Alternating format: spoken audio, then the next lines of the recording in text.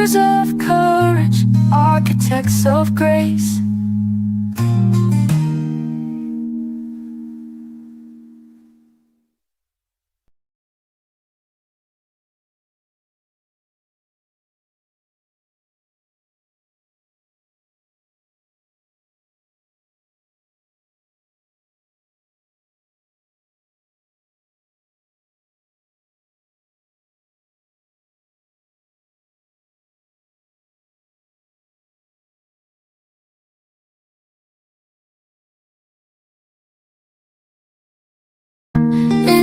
Quiet old dawn, where dreams take flight, a sisterhood emerges, bathed in radiant light.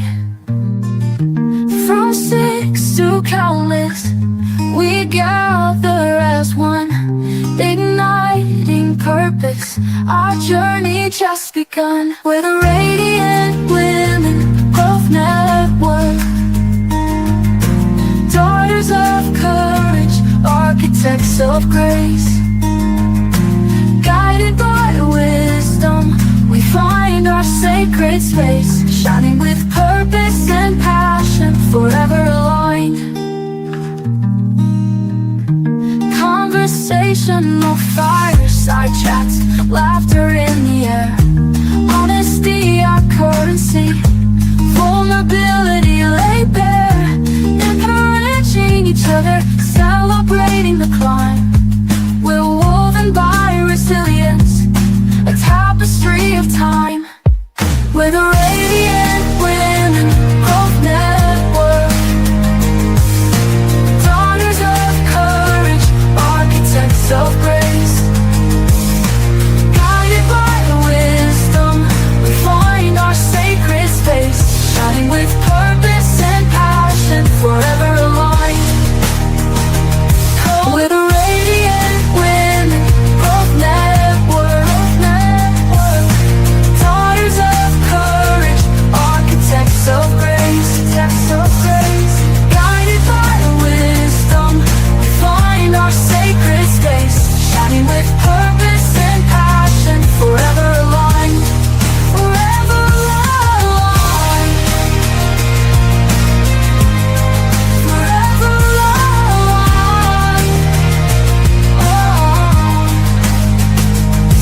We're the Radiant Women Growth Network, daughters of courage, architects of grace.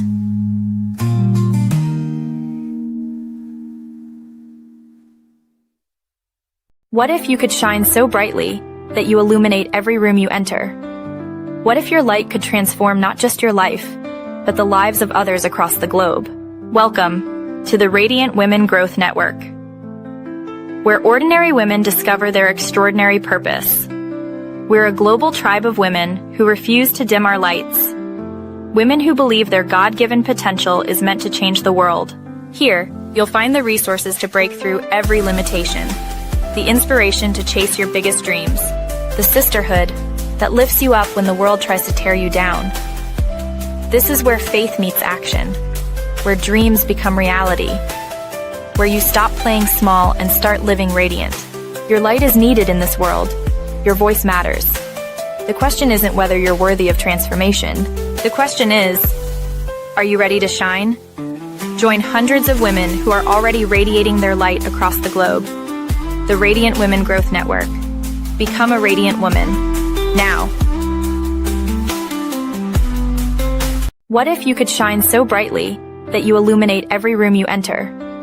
What if your light could transform not just your life, but the lives of others across the globe? Welcome to the Radiant Women Growth Network, where ordinary women discover their extraordinary purpose. We're a global tribe of women who refuse to dim our lights. Women who believe their God-given potential is meant to change the world. Here, you'll find the resources to break through every limitation, the inspiration to chase your biggest dreams, the sisterhood that lifts you up when the world tries to tear you down. This is where faith meets action, where dreams become reality, where you stop playing small and start living radiant. Your light is needed in this world. Your voice matters. The question isn't whether you're worthy of transformation. The question is, are you ready to shine? Join hundreds of women who are already radiating their light across the globe. The Radiant Women Growth Network. Become a radiant woman. Now. What if you could shine so brightly that you illuminate every room you enter? What if your light could transform not just your life, but the lives of others across the globe? Welcome to the Radiant Women Growth Network, where ordinary women discover their extraordinary purpose. We're a global tribe of women who refuse to dim our lights. Women who believe their God-given potential is meant to change the world. Here, you'll find the resources to break through every limitation, the inspiration to chase your biggest dreams, the sisterhood that lifts you up when the world tries to tear you down. This is where faith meets action, where dreams become reality, where you stop playing small and start living radiant. Your light is needed in this world. Your voice matters. The question isn't whether you're worthy of transformation. The question is, are you ready to shine? Join hundreds of women who are already radiating their light across the globe. The Radiant Women Growth Network. Become a radiant woman. Now. What if you could shine so brightly that you illuminate every room you enter? What if your light could transform not just your life, but the lives of others across the globe? Welcome to the Radiant Women Growth Network, where ordinary women discover their extraordinary purpose. We're a global tribe of women who refuse to dim our lights. Women who believe their God-given potential is meant to change the world. Here, you'll find the resources to break through every limitation, the inspiration to chase your biggest dreams, the sisterhood that lifts you up when the world tries to tear you down. This is where faith meets action, where dreams become reality, where you stop playing small and start living radiant. Your light is needed in this world. Your voice matters. The question isn't whether you're worthy of transformation. The question is, are you ready to shine? Join hundreds of women who are already radiating their light across the globe. The Radiant Women Growth Network. Become a radiant woman. Now. What if you could shine so brightly that you illuminate every room you enter? What if your light could transform not just your life, but the lives of others across the globe? Welcome to the Radiant Women Growth Network, where ordinary women discover their extraordinary purpose. We're a global tribe of women who refuse to dim our lights. Women who believe their God-given potential is meant to change the world. Here, you'll find the resources to break through every limitation, the inspiration to chase your biggest dreams, the sisterhood that lifts you up when the world tries to tear you down. This is where faith meets action, where dreams become reality, where you stop playing small and start living radiant. Your light is needed in this world. Your voice matters. The question isn't whether you're worthy of transformation. The question is, are you ready to shine? Join hundreds of women who are already radiating their light across the globe. The Radiant Women Growth Network. Become a radiant woman. Now. What if you could shine so brightly that you illuminate every room you enter?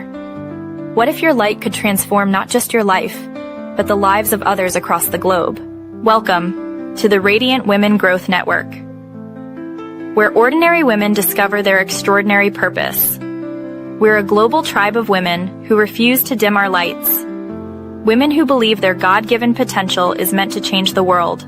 Here, you'll find the resources to break through every limitation, the inspiration to chase your biggest dreams, the sisterhood that lifts you up when the world tries to tear you down. This is where faith meets action, where dreams become reality, where you stop playing small and start living radiant. Your light is needed in this world. In the quiet of dawn, where dreams take flight, a sisterhood emerges, bathed in radiant light. From six to countless, we gather as one, igniting purpose. Our journey just begun. We're the Radiant Women Growth Network, daughters of courage, architects of grace, guided by wisdom. sacred space, shining with purpose and passion, forever aligned. Conversational fireside chats, laughter in the air, honesty our currency, vulnerability laid bare, encouraging each other, celebrating the climb. We're woven by resilience, a tapestry of time. We're the Radiant Women Growth Network, daughters of courage, architects of grace. Guided by wisdom, we find our sacred space, shining with purpose and passion, forever aligned. We're the Radiant Women Growth Network, daughters of courage, architects of grace. Guided by wisdom, we find our sacred space, shining with purpose and passion, forever aligned. Forever aligned. Forever aligned. Oh. We're the Radiant Women Growth Network, daughters of courage, architects of grace.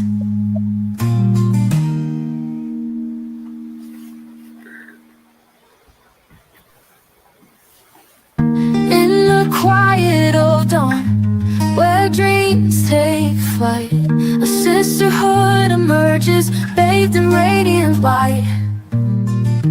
From six to countless, we gather as one, igniting purpose. Our journey just begun. We're the Radiant Women Growth Network, daughters of courage, architects of grace. Guided by wisdom, we find our sacred space, shining with purpose and passion, forever aligned. Conversational fireside chats, laughter in the air, honesty our currency, vulnerability laid bare, encouraging each other, celebrating the climb. We're woven by resilience, a tapestry of time. We're the Radiant Women Growth Network, daughters of courage, architects of grace. Guided by wisdom, we find our sacred space.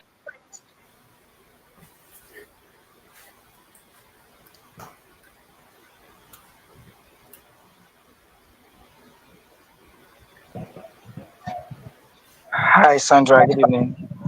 Good evening. Do I go So I'm ahead? going to spotlight you so that you can. So Yes, sorry, please. I'm just going to to ask, spotlight you am I so you going just. to? So I should be speaking from this StreamYard, right? They'll be hearing it on YouTube. Yes, please. You're going to speak from StreamYard. Okay. I can't see others though. Maybe you don't need to worry about anybody else. Yeah, I'm Okay. here. So it's me and you Okay. going first. And I don't think any other person is on StreamYard now. Okay. Yeah. Okay. All right. So maybe 5 minutes. Well, you can see what's happening on the chat from your StreamYard anyway. Can you see it? No, it's even on YouTube. I'm seeing. No, Not you can see seeing. it from StreamYard. If you look to I can your see like our private chats, not like YouTube live change it to chats. comments Oh, okay. on the same place. Oh, okay. Yeah, so you can Right. see everything happening on the YouTube chats there. Yeah. Yeah. Okay. So if you need to come to our, you just switch again. Is that okay? Okay. Okay. All right. Okay. So I think we can.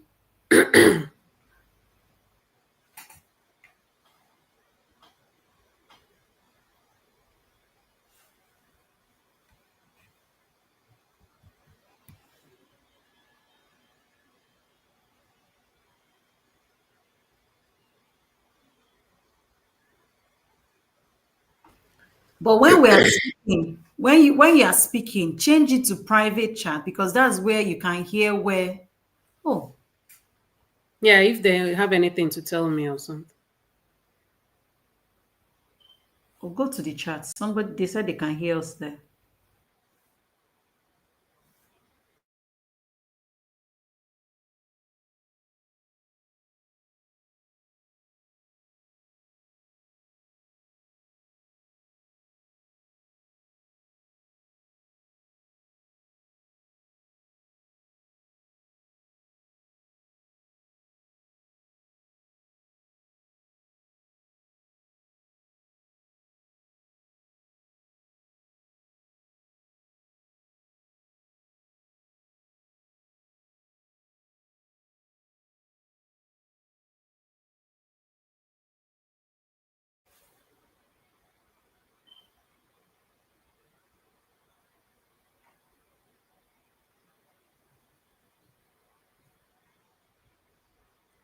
Hello. Hello, everyone. Good evening, everyone. Hello, hello, hello. Can you hear me? Can everyone hear me? Please, if you can hear me, just put your fire emojis. I'm so excited to be here. I don't know if I can be heard. Please, if you can hear me, can you put in the comment section that you can hear me?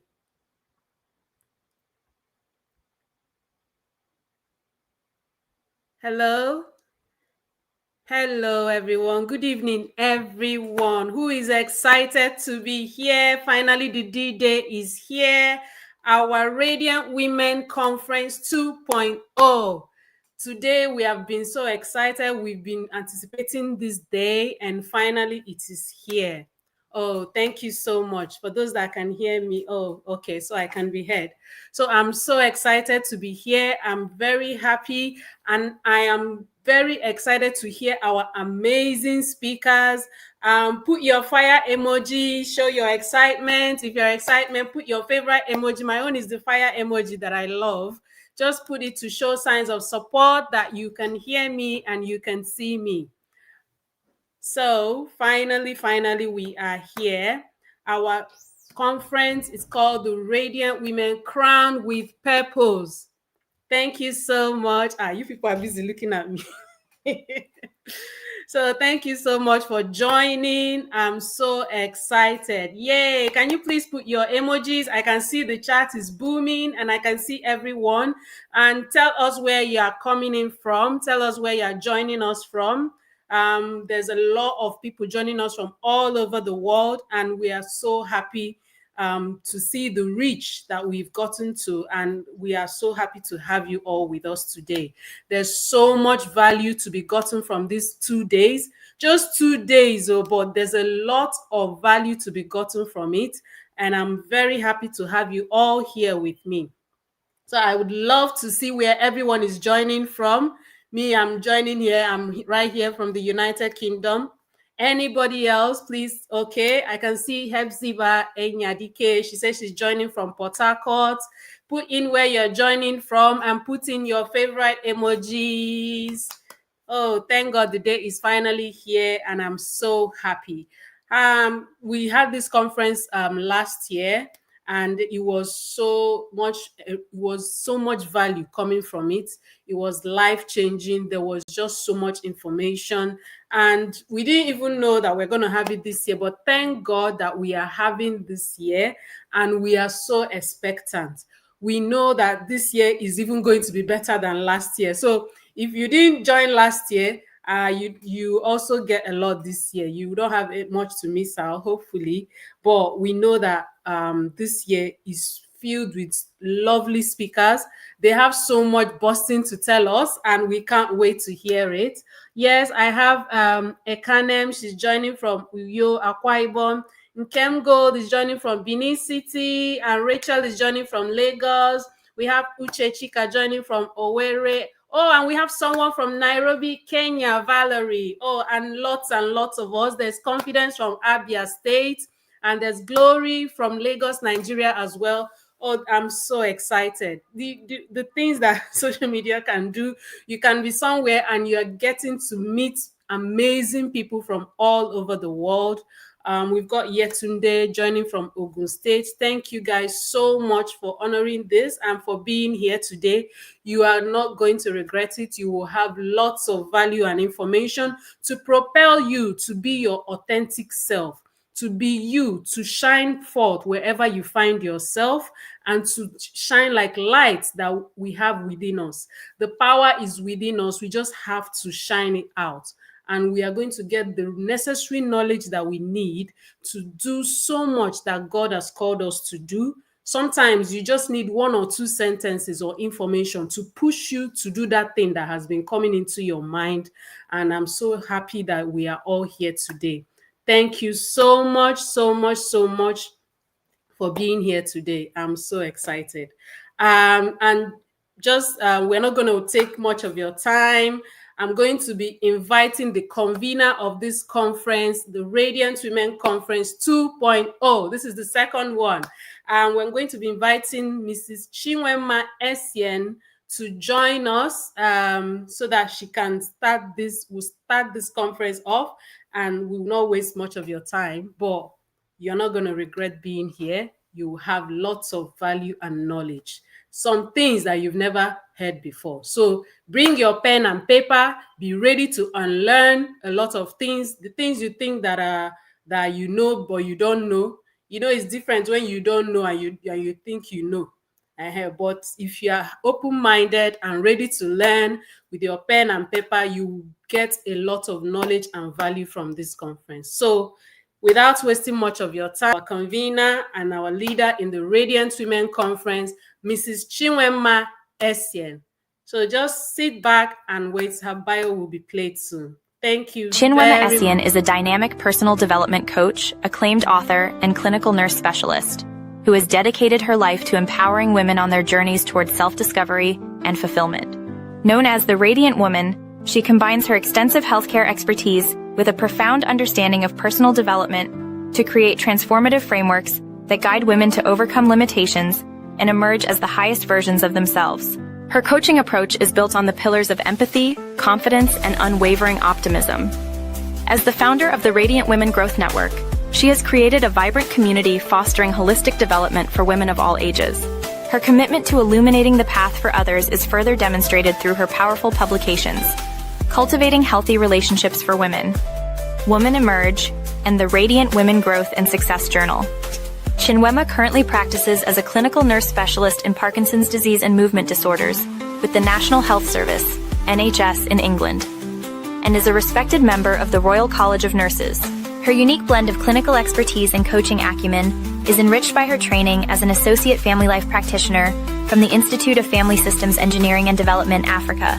As a compelling inspirational speaker, Chinwe's presentations are infused with practical wisdom and authentic passion that leaves audiences motivated and equipped for meaningful change. She resides in England with her husband and 3 children, embodying her philosophy of intentional and purposeful living in both her professional endeavors and family life. Now, let's light up the chat and raise the energy as we welcome Chinwema Essien to the stage.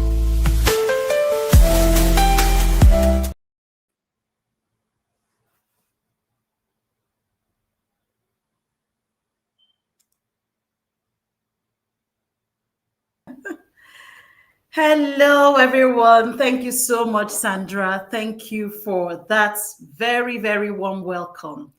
Good evening, amazing women. Everyone on this call, I celebrate you, I honor you, and I say a very, very, very warm welcome to you. It's such a great privilege to be here. So good morning, good afternoon, good evening, wherever you're joining us from. It is such a delight, and it's with great honor that I welcome you to the Radiant Women Conference 2.0. Okay, you are all welcome. Last year we had this conference, and this year, here we are again.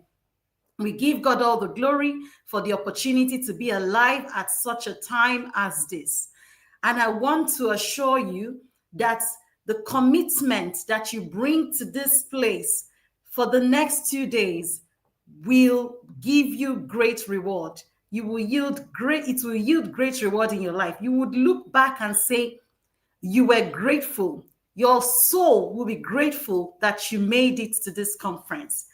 It's with, again, this conference is themed Crowned with Purpose, empowering women to rise in radiance, lead with wisdom, and transform generations. So what is the real essence of being alive? What is the real essence of existing on this planet?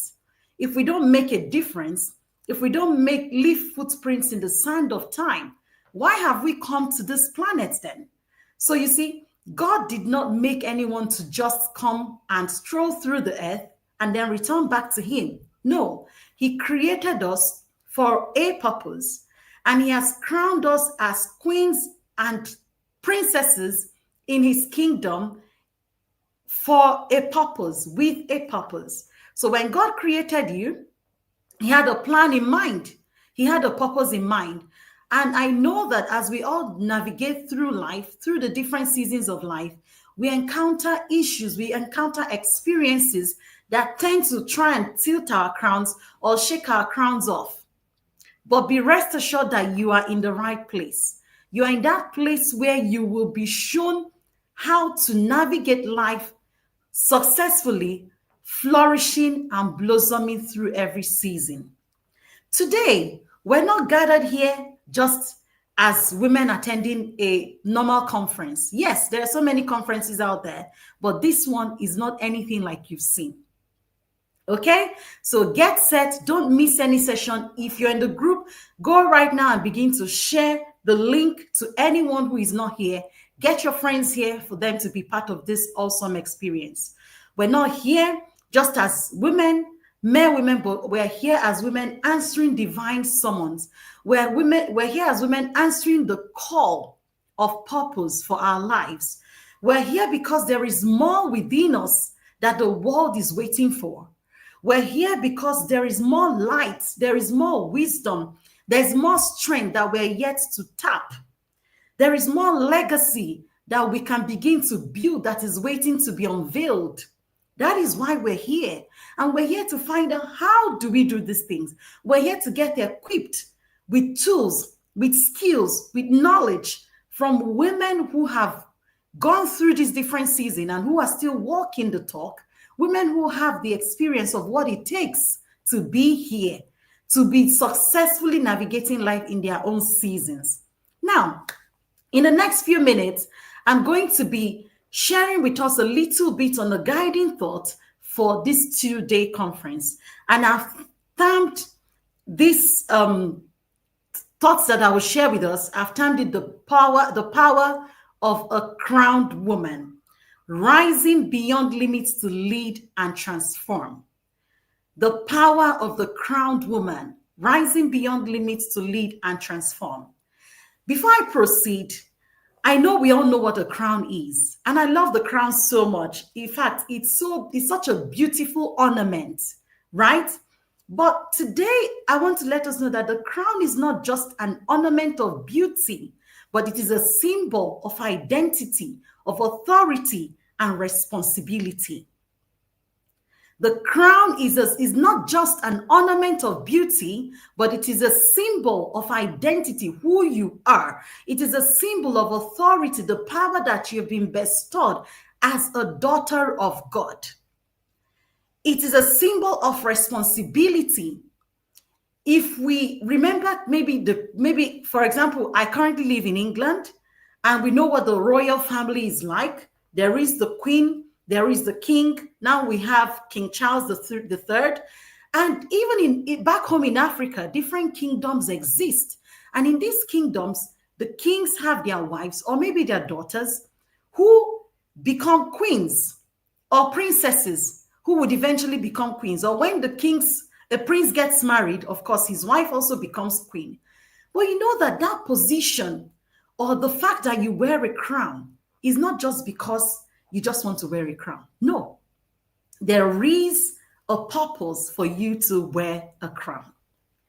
When a woman recognizes the value of the crown that she carries, whether anyone sees her or not, this woman steps into the true power to influence lives, to shift cultures, and to leave a generational imprint.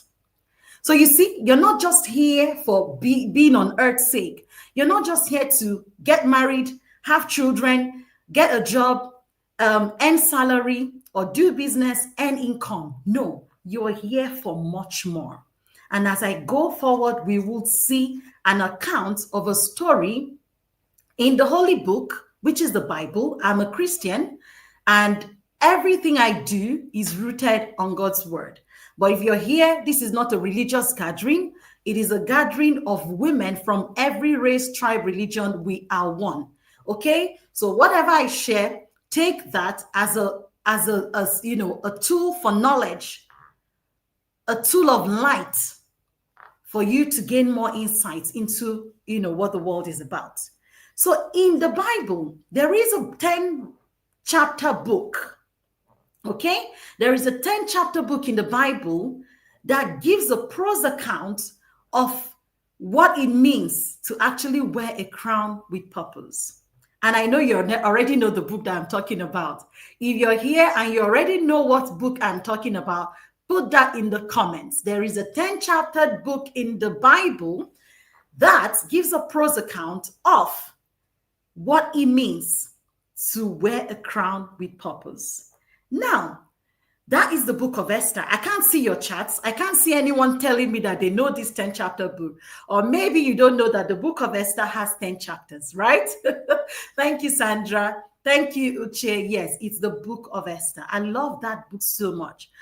Even when I've finished reading the 10 chapters, cover by cover, page after page, I still always find it so interesting to read.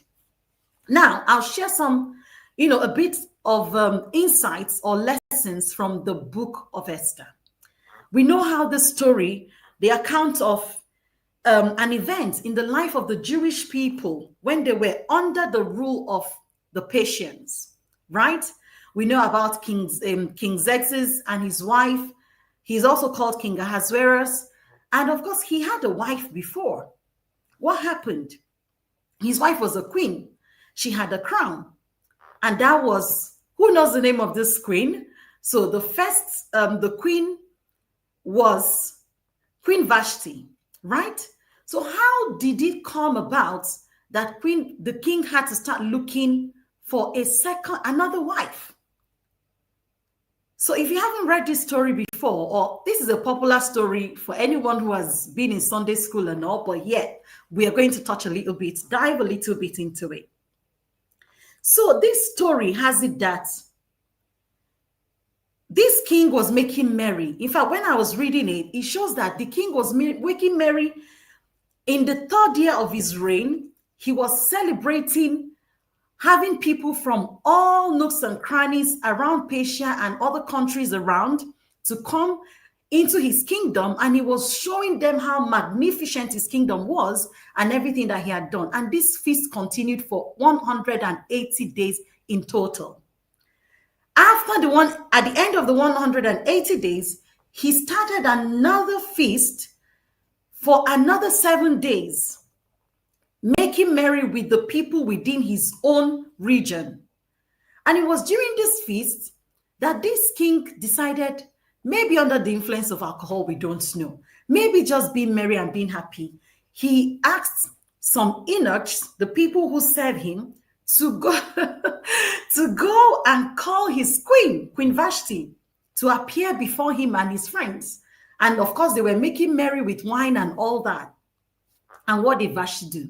She instantly refused to show up.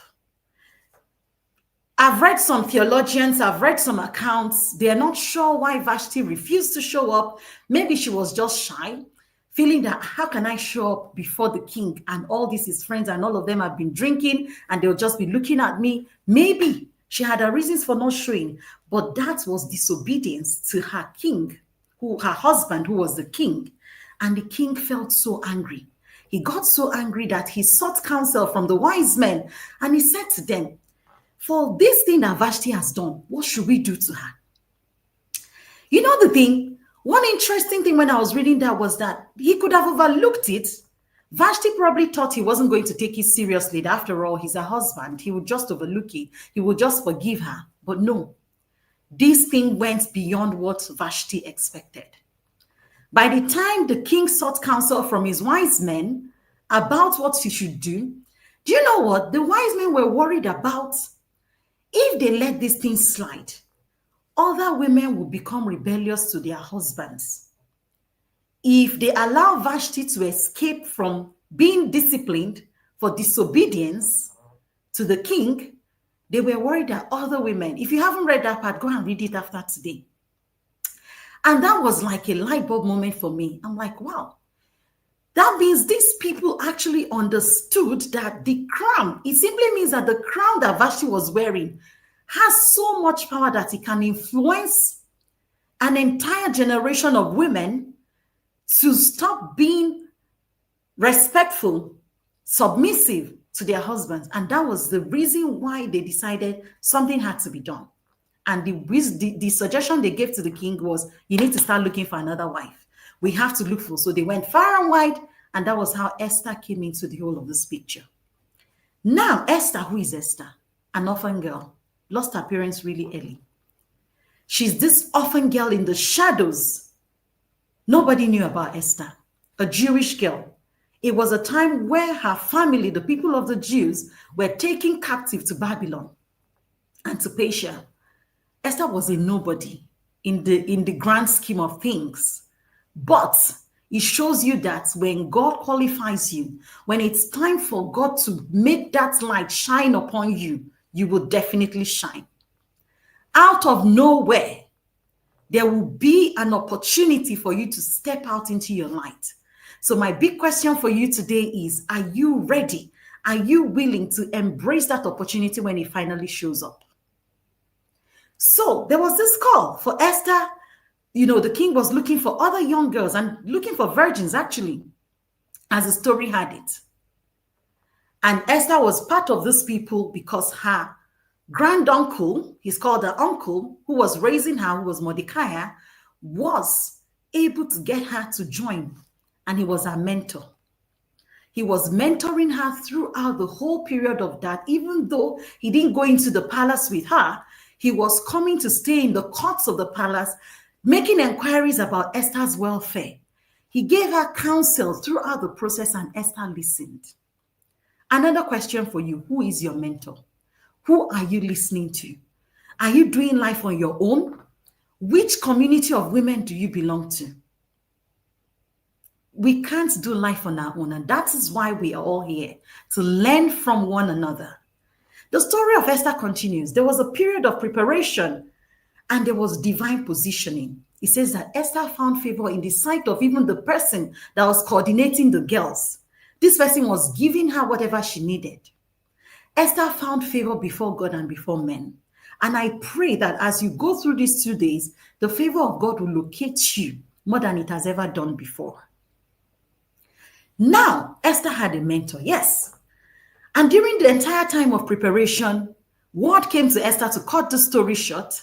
Word came to Esther to say there was somebody called Haman who was trying to get back at Esther's uncle for not bowing before him, for not doing anything. And there was a plan to annihilate the people of the Jews. And that message came to Esther through Mordecai. What is the wisdom? Esther was there being prepared. The king hadn't called her. And she was waiting because the king was taking turns to call people. And for about a month, she hadn't been called. And the rule was, if the king doesn't call you or ask you to come into his courts and you go there, it's either you die or you leave. It depends on what the king does. But because there was a need to save her people, she arose when the news came to her. Esther spent time, she did it. The story of Esther showed us that Esther didn't just prepare physically with all the oils and the fragrances and the beautiful dresses. No, Esther had to also prepare spiritually. She went, the popular Esther fast that you hear was because Esther decided that for me to go before the king and maximize this opportunity, I need to actually seek God's face. And Esther went before God and encouraged her people to do the same. And for 3 days, she did not drink, she didn't eat, because she was trying to maximize her position as a queen in the palace to save her people. And when Esther eventually showed up before the king, she enjoyed favor. The king put forth his golden scepter. Esther, step forward. What do you need? Ask it of me. It was Esther's courage for me that I want us to take from today's lesson. I can't continue to go on. I'm a good storyteller and I can tell you this story till tomorrow. But I want us to pick the difference between Queen Vashti and Queen Esther. Vashti, both of them disobeyed because Esther showed up without being invited. Vashti disobeyed and didn't show up when she was invited. Can we see the two different things? But what is the purpose behind these two different women? What's the purpose behind their actions? Vashti disregarded the king. She disregarded his command defiantly. She didn't, and there was no accounts that she apologized. There was no accounts that she explained why she didn't show up.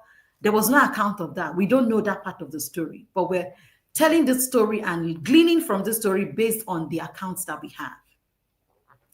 On the other hand, Esther appeared without invitation, but she did that with courage. You remember the statement Esther made, I'll go before the king because I need to save my people.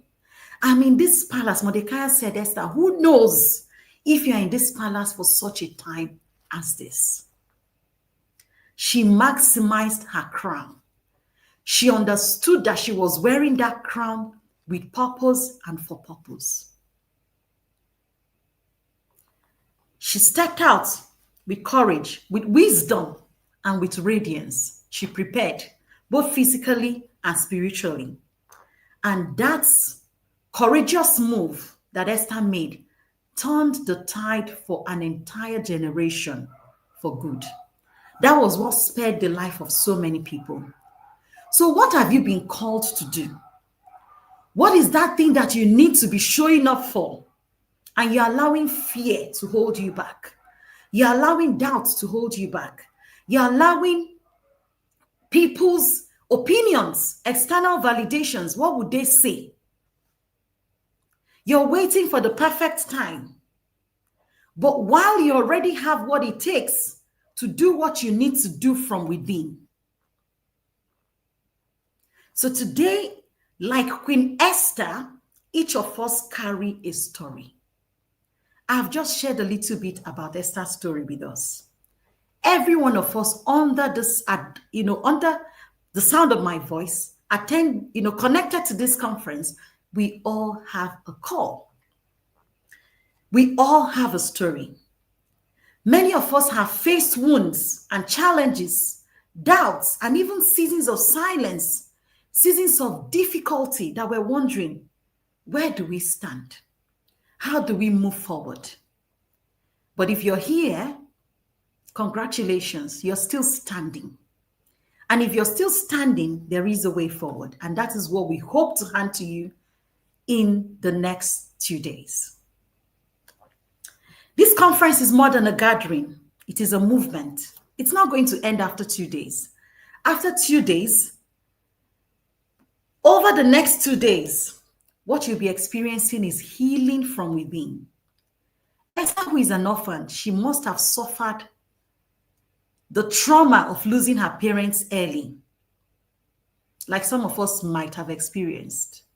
But God showed up and provided a mentor for her.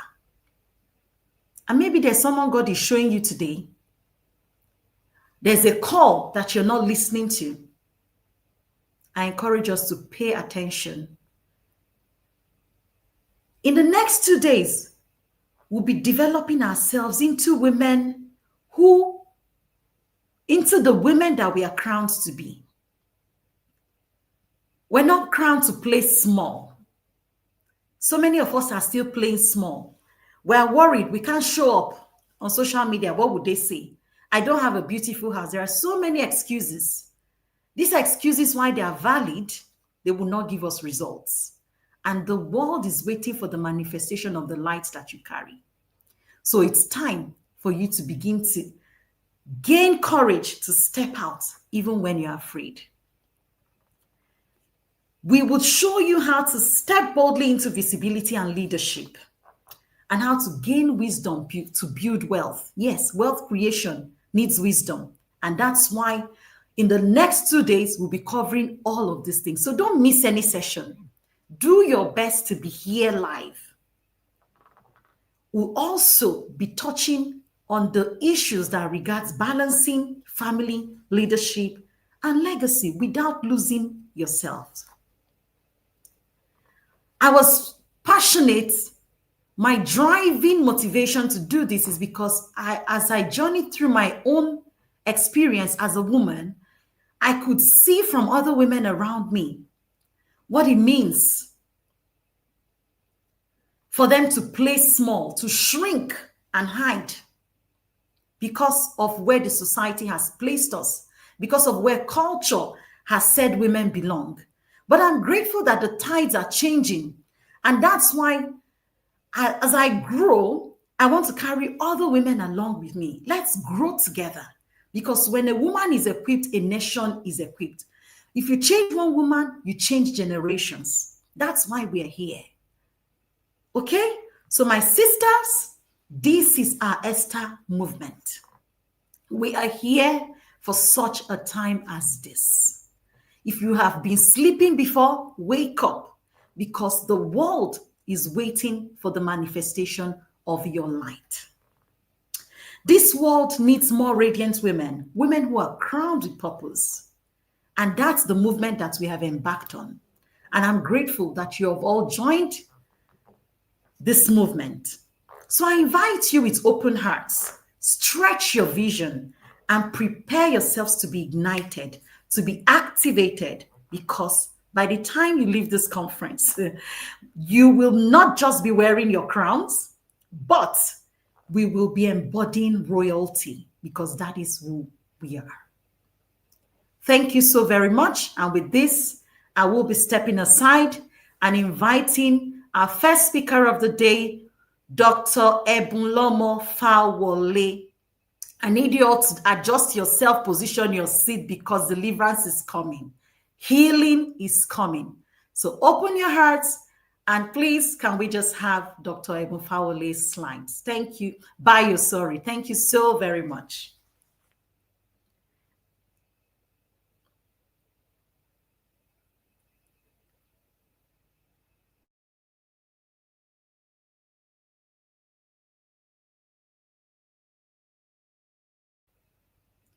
Can we have Dr. Fawole's profile, please?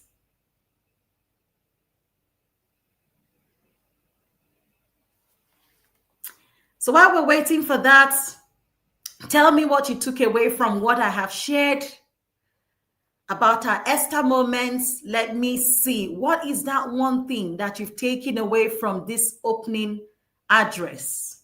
Tell me one thing that you've taken away from it, because we want you to take away value from this conference. All right.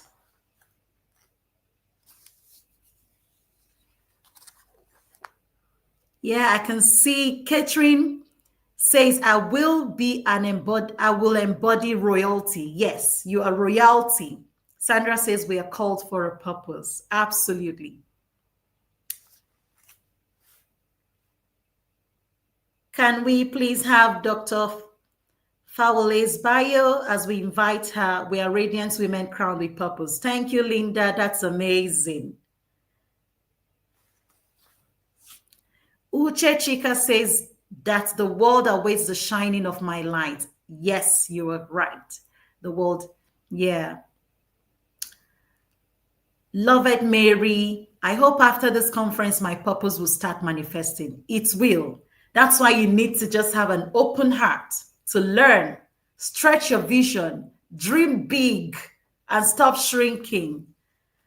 Okay. Admin.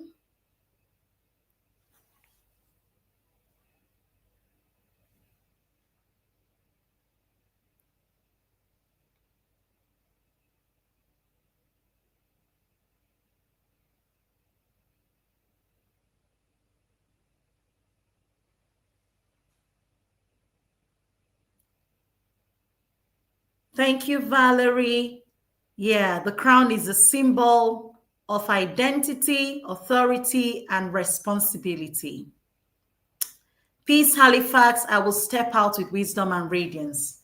That's it. Thank you all for sharing your feedback. Thank you. Thank you so very much. And bear with us as we get the next speaker's bio up. So I encourage us and I welcome you all to the Radiance Women Growth Network, the Radiance Women Conference 2025, which is the second edition. Welcome to your awakening. Welcome to a new dimension of purpose, power, and radiance. You're stepping into something new. You're stepping into your new season. And that's what would happen to you in the next 2 days. There will be transformation. There will be illumination. There will be clarity of identity and purpose. Okay.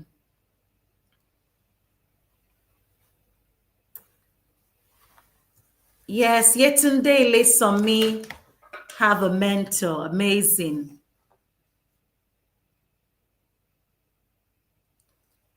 Bear with us, please.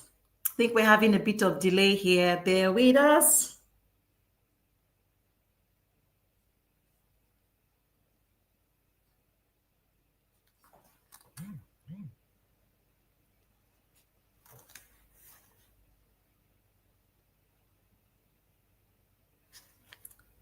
Okay. Thank you, Peace. Peace Halifax says, I would want to rise beyond limits to lead and transform. Yes. Yes, just like Esther. You see, Esther, I'm just going to be, holding forth while we wait for the next speaker's bio. All right. So like Esther, yeah. Thank you so much. Yakisebong. I hope I pronounced your name well. I learned that as a woman, aside childbearing, I can do more. I refuse to belittle myself. That is so spot on. There is no need for you to belittle yourself. You have women to look up to. Women like myself, women like the speakers that you'll be encountering during the course of this conference. Look up to them and you would see that you're not designed to play small. The world will be a better place if you find courage to play big. Okay. Nkem Gold says, I will step into my call and purpose with confidence. That's it. Grace. Yeah, so Grace says, I will be developed into the crowned woman I'm supposed to be. That is it. Thank you all for engaging. It's so amazing that you're all here engaging. Yes, it shows that you can all hear me and you've taken value from what I've shared. Grace and Onuiri, I see you. Ijoma says, everyone is created with a purpose. That is it. And until you identify the purpose for which you're created, you will just keep going through life without direction. Admin, please, can we bring up the next speaker?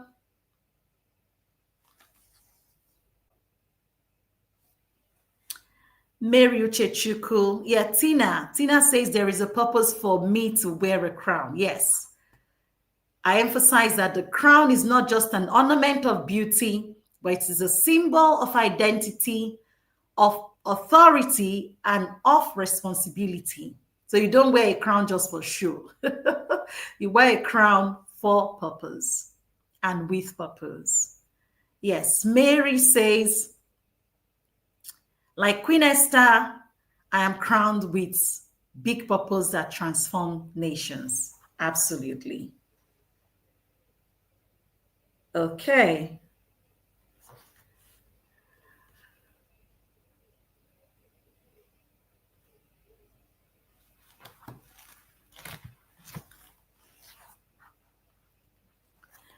I'm wondering if there are network issues causing the delay.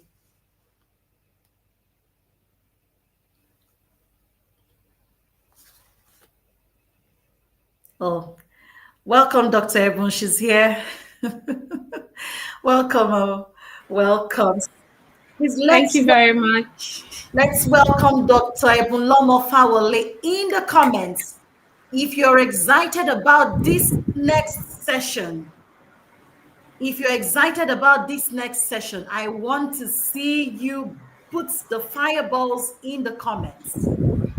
Or if you have a favorite emoji, put it down there. I need to see because I'm watching.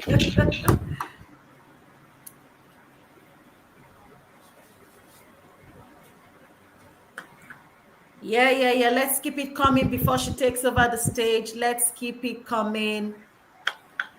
Keep the fireballs coming, people.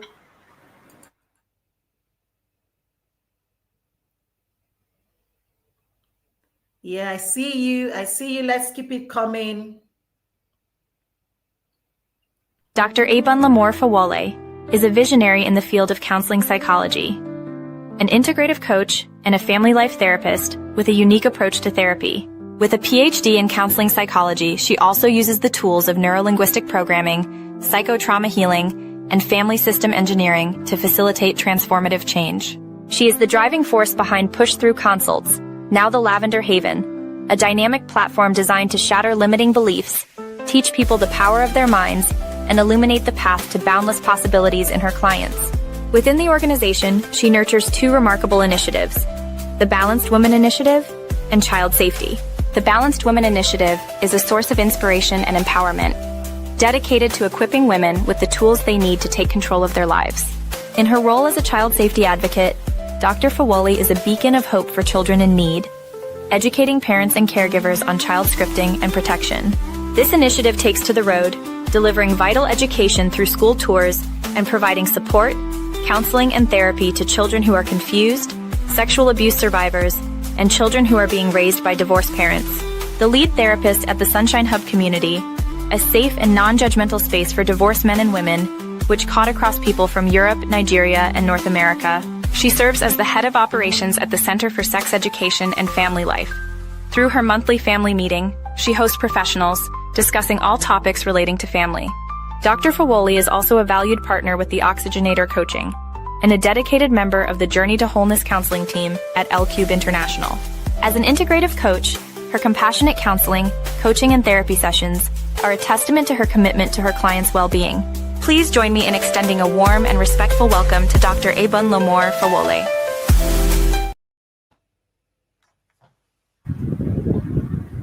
Welcome to Dr. Ebun Fawole.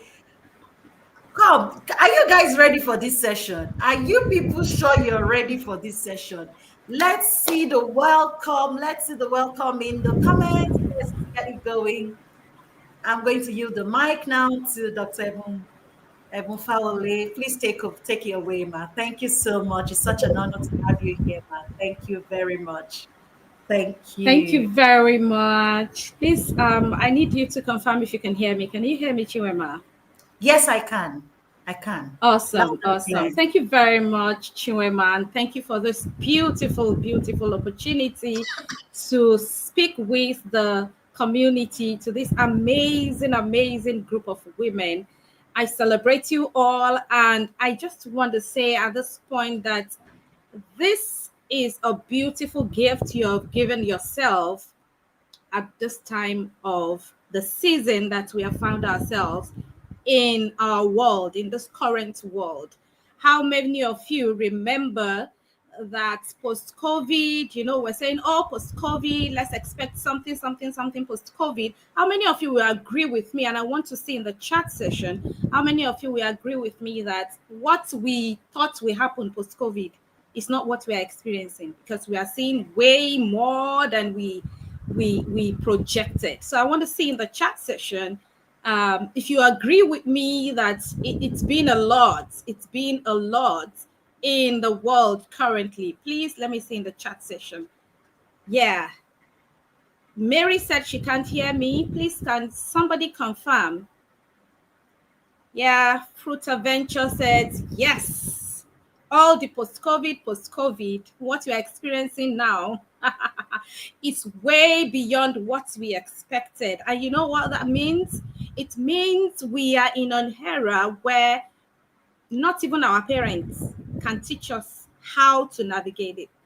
And so we all have to be at a particular state of mind to go through this current journey that we are on, right? And so I welcome you all, and that is why I am saying that you are giving yourself the best gift that you can give yourself this year. It's not about the Gucci bag or the vacation and all that, but the fact that you're feeding your mind with the right information. And so I celebrate you and congratulate you. I welcome you once again. And once again, I say thank you to Chiwema and the amazing team that have put this conference together. So I have just 30 minutes. Let me just jump into it. I'll try to spend 30 minutes, but this conversation is beyond 30 minutes. So I've been given the topic from wounds to wonder, reclaiming your radiance through emotional healing. From wounds to wonder. And I'm going to start by giving you a quote. The quote, and I developed this quote. I know a lot of people are talking about it. People are using it now, but in this phrase, I put it together. I say, and the phrase is, your experiences are tools in your hands. I remember when this came to mind. I would say that I've never heard of it before, but in 2026, when I was deep down in the waters, this statement came to me that your tools, your experiences are tools in your hands to help you, to help people around you, to help people that are coming behind you. And that period was a very difficult one. I was navigating divorce and it was so tense. It was difficult. And when I heard that, what that meant to me was God was preparing me to redefine divorce. Because at that time I looked around and I didn't see anybody that I wanted to look like. I don't know if you understand what I'm saying. You know, when people are divorced, you want to look at them. You know, when you find yourself in a situation, you want to look at yourself that, okay, who are the people you can use as your role model? And for me, everybody around me, I didn't want to look like them. I didn't want to be like them. And so I got the assignment straight that, okay, you're going to redefine divorce in your sphere. So, and that was why that statement came to me, that my experiences are tools in my hands to help people around me. If you agree, and I want you to take a moment to pause and think about it. Your experiences are tools in your hands. And what that means is that nothing you've gone through, no matter how painful, no matter how shameful, no matter how you just want to keep it as your secret, none of it has been wasted. Everything has a purpose. Everything that you're going through is for a purpose, right? The experiences you thought would break you, if you handle it well, no matter how shameful it is, if you handle it well, you can turn it into tools in your hands. And you know what that means? It means it now depends on the way you handle the situation. Depends on the way you handle the situation. And I want you to follow me. There are seasons in my life, right, where I felt really, really broken and unseen. And these experiences I'm sharing, they are personal experiences that I've walked through. I've walked through what wounds means. And I am telling you that there are seasons in your life that you feel unseen, you feel deeply hurt. But you see, the stories, these experiences, they were experiences then, they are not stories. But if you handle them well, they will become beautiful stories that people will want to share, that people will want to hear, that people will want to even relate with you. Say, I know her. She's my, we grew up together. And when the experiences were going on, I tell you, I felt I had that different experiences of rejection, you know. And when I say different experiences, there's a level of experience from your family, rejection from your family, from your friends. So when I say different levels of rejection, I know what I'm talking about. So I'm saying this to say that same experiences became story, and today they are my strengths because of how I handled them. And so while we talk about wounds, while we talk about experiences, oh, they are painful and all that, I need you to pay attention to what people will not tell you that I want to tell you today, and that is the way you handle it. The way I handle it is the reason why I am here. And I'm not going to be talking about healing as a theory like you see everywhere. I'm going to show you that moving from wounds to wonder is possible. So for me, it is not a theory. For me, it is sharing an experience, sharing my story, and they are liberation stories. Wounds for some people means childhood trauma, childhood pain. For some, it's betrayal from marriage. For some, it's heartbreak, divorce, rejection, or loss. For some, it's unspoken disappointment. How many of you have gone through that? How many of you have been through disappointment? I want to see in the chat session. Chat session if you have been through wounds, different wounds. Divorce, heartbreak, rejection, betrayal. I want to see your hands up in the chat session because I want to be sure that you're following. You see, but you know what? Unhealed wounds don't just sit there. Wounds means pain, difficulties, challenges, whatever definition you have for it. But they don't just sit there. They show up. They show up as self-doubt. They show up as people-pleasing. Some of you want to check your life now. You're doubting yourself. Some of you is anger. Some of you is people-pleasing. Some of you is you want to overachieve. What that did to me, what the wound did to me was I wanted to be overachieve. At some point, while I was rounding up my PhD, I had to ask myself, why exactly are you doing PhD? You don't want to lecture. So why exactly? And I saw that I just needed to prove a point. That is how my wound was showing up. You see, it can show up as withdrawing from the people who loves you because you don't know how to receive love. And again, I want you to reflect on this moment. What wound are you still carrying? What wounds are you still carrying? Where are your wounds showing up in your life? Because you need to understand the stage. You need to understand these things. You might not be able to heal from what you don't know. A lot of us currently, because we have soaked in a lot of negativity, a lot of people currently in our current world, like I started with, are operating under mental trance. Some people are just surviving. They are not living. They are just existing. And it is because they are not able to touch on some things they are going through or they have gone through.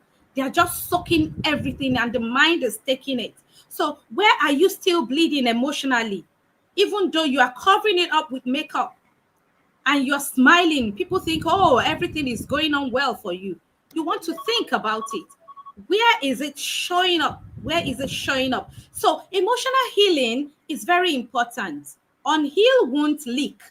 And that is why some of you will behave in certain ways and you will shock yourself. You wonder, what did I just do?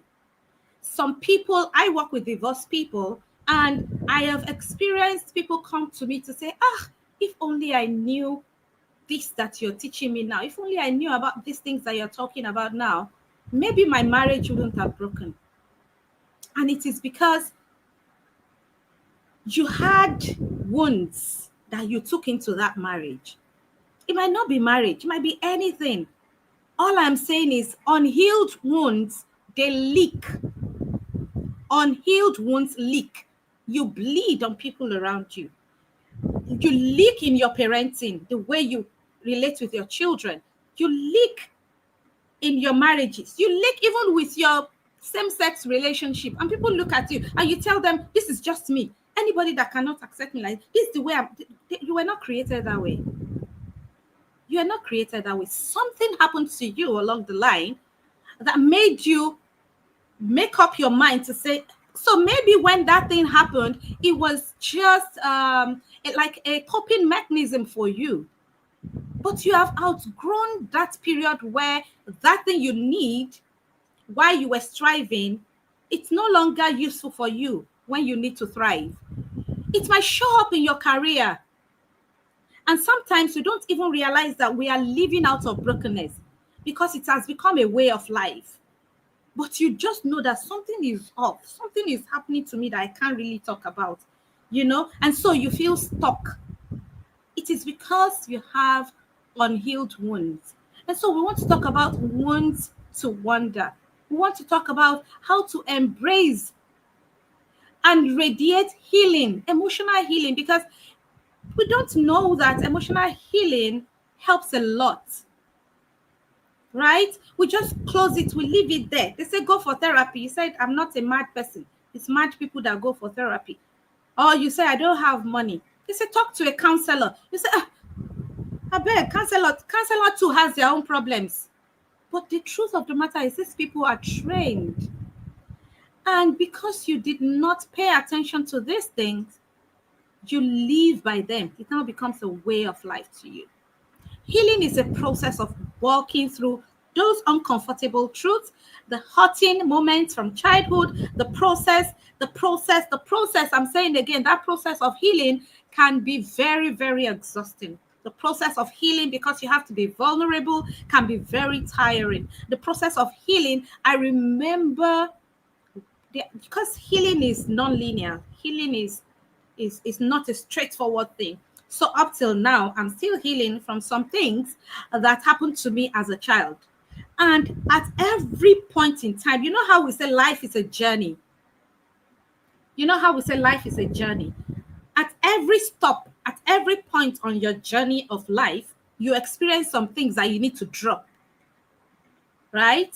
If you're conversant with Lagos, let's say you're coming from the airport is in Ikeja, you get to Maryland, then you go on to Bagada because you're going to the island. By the time you get to Maryland, something needed to drop, but you want to hold on to it because it's like a saving grace for you, but you need to drop it.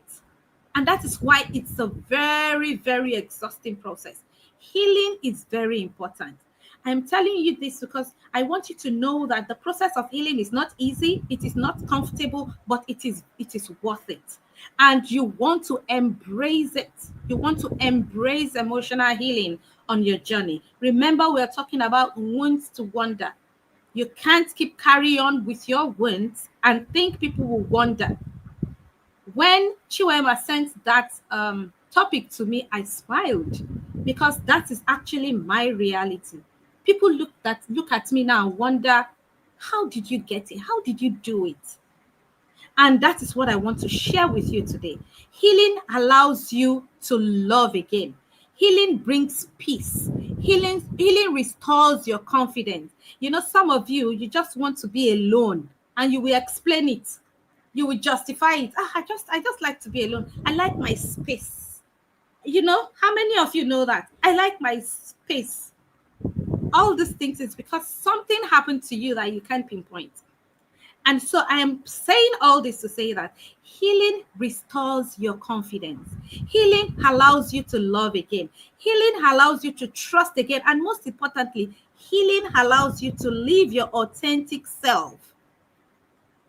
That was what Esther did, listening to what Chinwema said when she was introducing the class. What if I tell you that every situation you face or every experiences you're going through or that is happening to you now did not happen to alter your life? And this is one thing I want you to hold. You can see how passionate I am talking about this topic.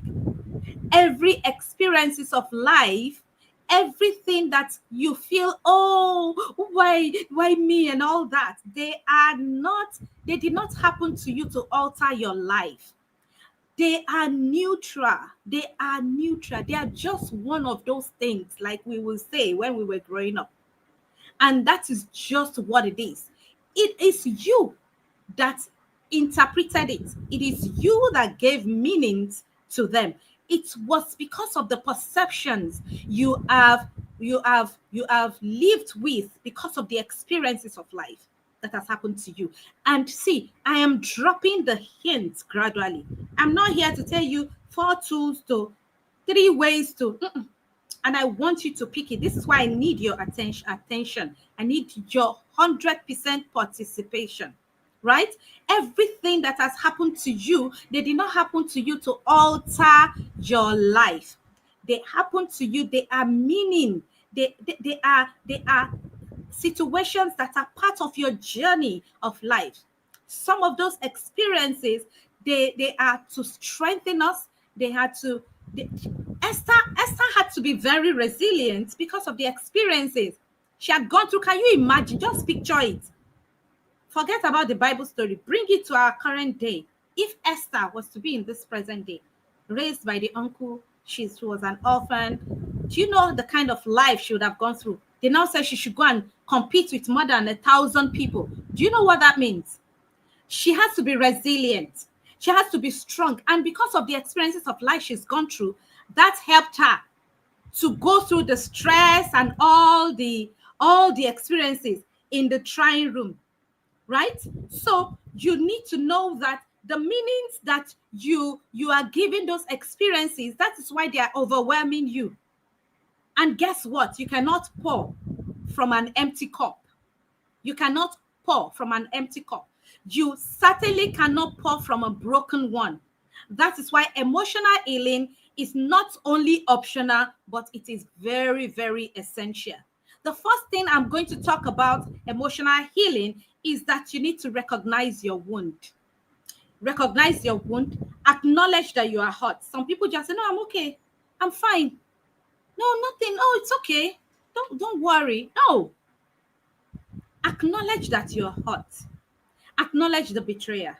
Acknowledge the pain. Acknowledge the mistakes that got you to where you are. Because you cannot heal what you don't acknowledge. You cannot heal from what you don't know. And if you recognize the wounds, and if you now think that recognizing the wound is the only thing, no. Recognizing the wound is not the only thing. You will be risking your life. You will be risking living your life on pain, on anger, on insecurity, if you are able to recognize it alone. Who you are determines how you will be able to respond to what you have recognized. Esther knew, you know that Mordecai had to tell Esther to say, let me tell you something. Maybe that's the reason why you're there. Remember your lineage. Remember where you are coming from. If you don't know where you are coming from, you will just be misbehaving. Just imagine, let's say Esther was about 20, within 18 and 20 years old. Look at the children in your houses.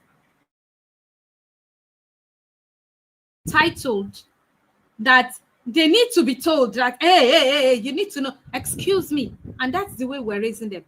But Mordecai had to remind Esther who she is and the assignment she's been given. So who are you? The person if you're able to know who you are, then you'll be able to recognize, acknowledge without feeling any pain. And if you know who you are, you'll be able to handle, you'll be able to treat those situations, you'll be able to treat them. You'll be able to go to the root cause of those situations. But if you don't know who you are, that I am a radiant woman. I am beautiful. I am gifted. I have an assignment. I am a queen. Talking about the crown. I am a queen and I need to carry myself in a particular way. If you don't identify that, then you will allow the pain of betrayal, of disappointment, of whatever pain, you will allow it to rule your life. If you don't know who you are, the situation of life will define you to you and you will agree. Currently, your situation is defining you to you, and you are agreeing. That's why you're overwhelmed. That's why you feel tired. That's why you're feeling the way you're feeling. But when you sit up, because your I amness will give you the energy. They say, do affirmation and all that. Your I amness. Remember what God says for the Christians in the room, said, I am that I am. He said, you are made in his image after his likeness. If you remember that I am God, as he is right now, so I am. So you see now that it's very important to acknowledge and know who you are. By the time you know who you are, you'll be able to recognize those pains, and you're able to face them and speak to the mountain and speak to the giant. Right? Who you are before the situation of life. So I want to ask you that question, and that's another thing I want you to reflect on after this session. Who were you before the situation of life introduced this current you to you? Who were you? Where is that girl that was on honor roll in primary school? Where is that girl that struggled, that read, that was carrying herself with all respect and beauty and glamour and grace? Where is that girl? And why is this situation defining this you to you? Before writing your wound down, before you give your pain a language, think about it. Who are you really? Who are you? When you know who you are, you will be able to define the situation and rewrite the narrative. You will be able to boldly affirm yourself, and your mind will be fixed on the affirmation.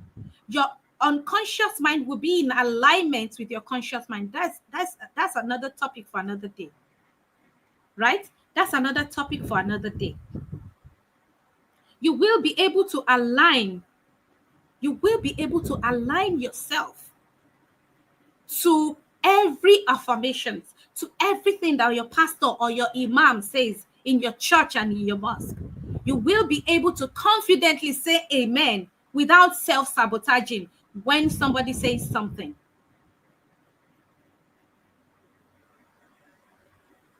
That is when you're able to decree a thing and it is established. That is when you'll be able to name. Remember I said identify and acknowledge and write your wound down. You will be able to confidently identify your wound and change the narratives, because you are the creator of your reality. That's another thing that I want you to sink in to your mind today. You are the creator of your reality. Remember what I said? He said, as I am, so as he is right now, so he is. You are God's. Why is that thing not manifesting? Why are you not living that reality? Because you have gone through situations of life that has dented and colored the screen that has colored the screen with which the lens with which you see yourself. So when they say, who are you? They ask you that question. It's very important. Self-awareness gives you the confidence, the strength to embrace healing. The self-awareness, knowing who you are, snap you out of being stuck, of drowning, of feeling overwhelmed, because you will remember, oh, I am a child of God. As he is right now, so am I. You will confidently say it. Therefore, you need to process, you need to know and identify how to process healing.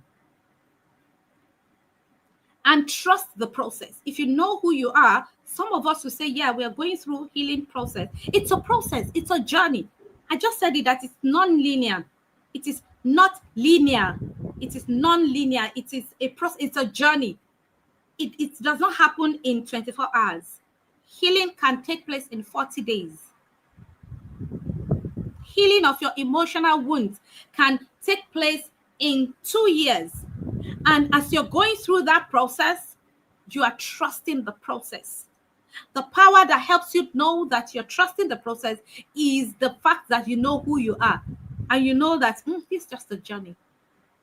Remember that I'm a Christian. Remember that Bible passage that says you will go through waters of difficulties of life. You will go through fire. It will not burn you. You will go through rivers. It will not drown you, because you know who you are.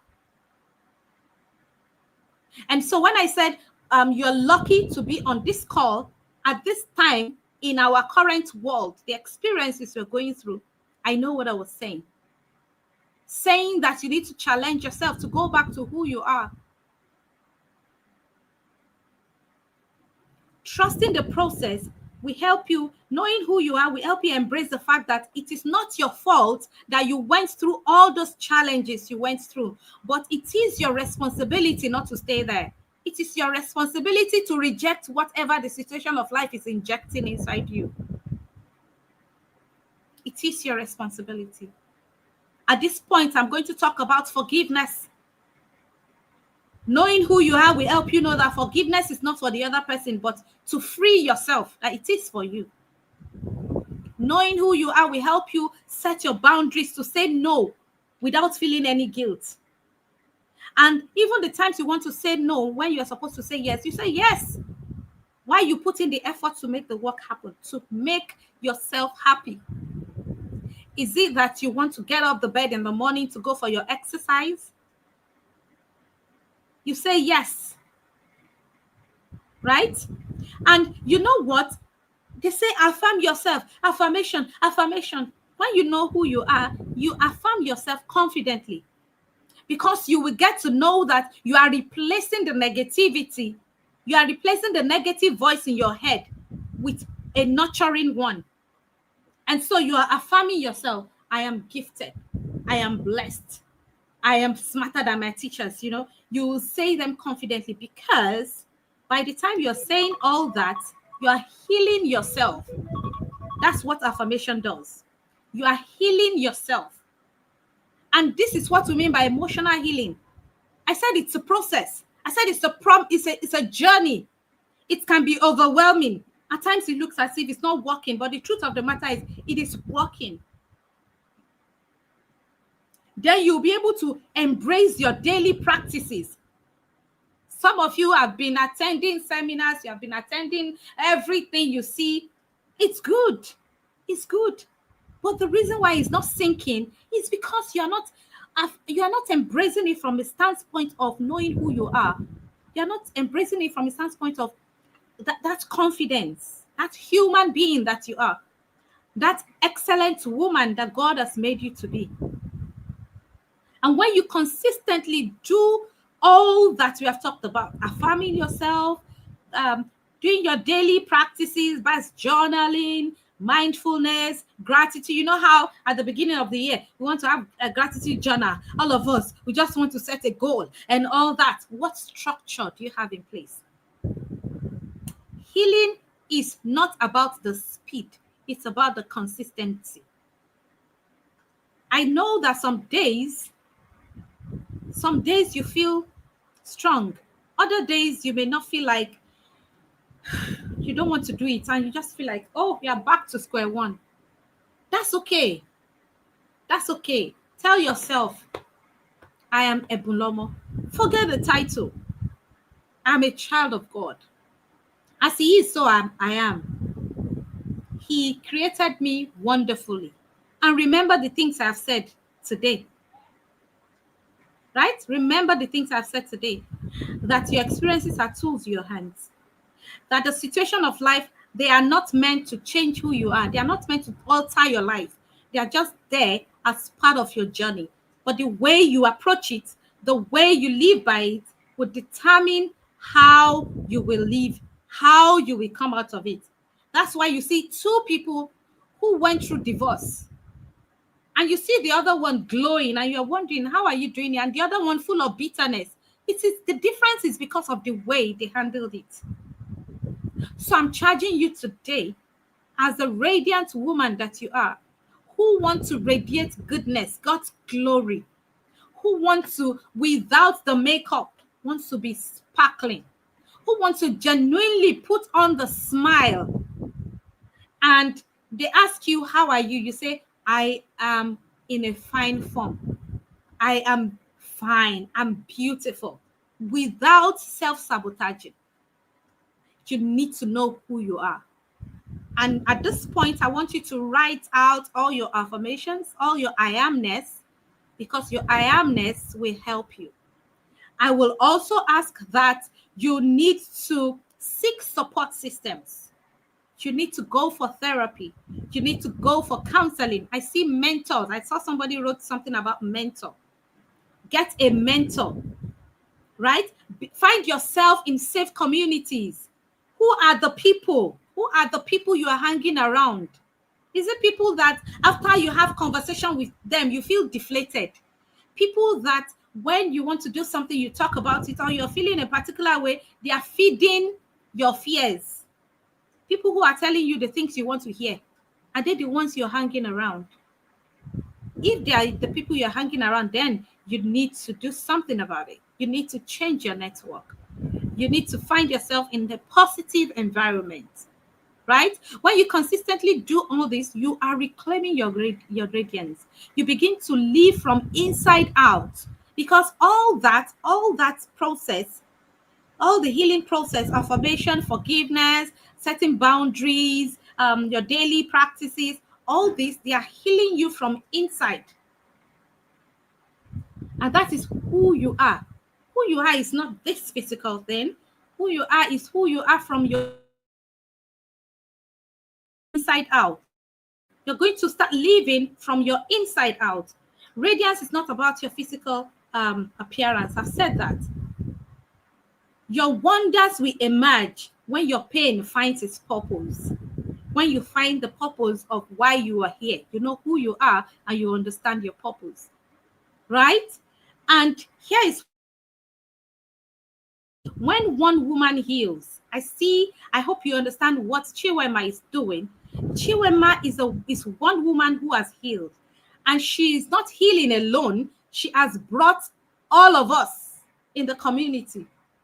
She has brought, and that is what the healing legacy means. She said something about that when she was rounding up. The healing legacy says when one woman heals, she does not heal alone. She heals her children. She heals her relationship. She heals the generation coming after her. When I heard the word, the experience are tools in your hands, what came to my mind then was my grandmother failed me. My mother failed me. My aunties failed me. And I don't want to fail the generation coming behind me. And that was why I took up the challenge to do all that I am doing. So your radiance does not start with you. It becomes a light that other people can walk by. That's why I say your experiences are not tools in your hands, right? So as we close, I want you to remember this. Your wounds do not define you. They refine you.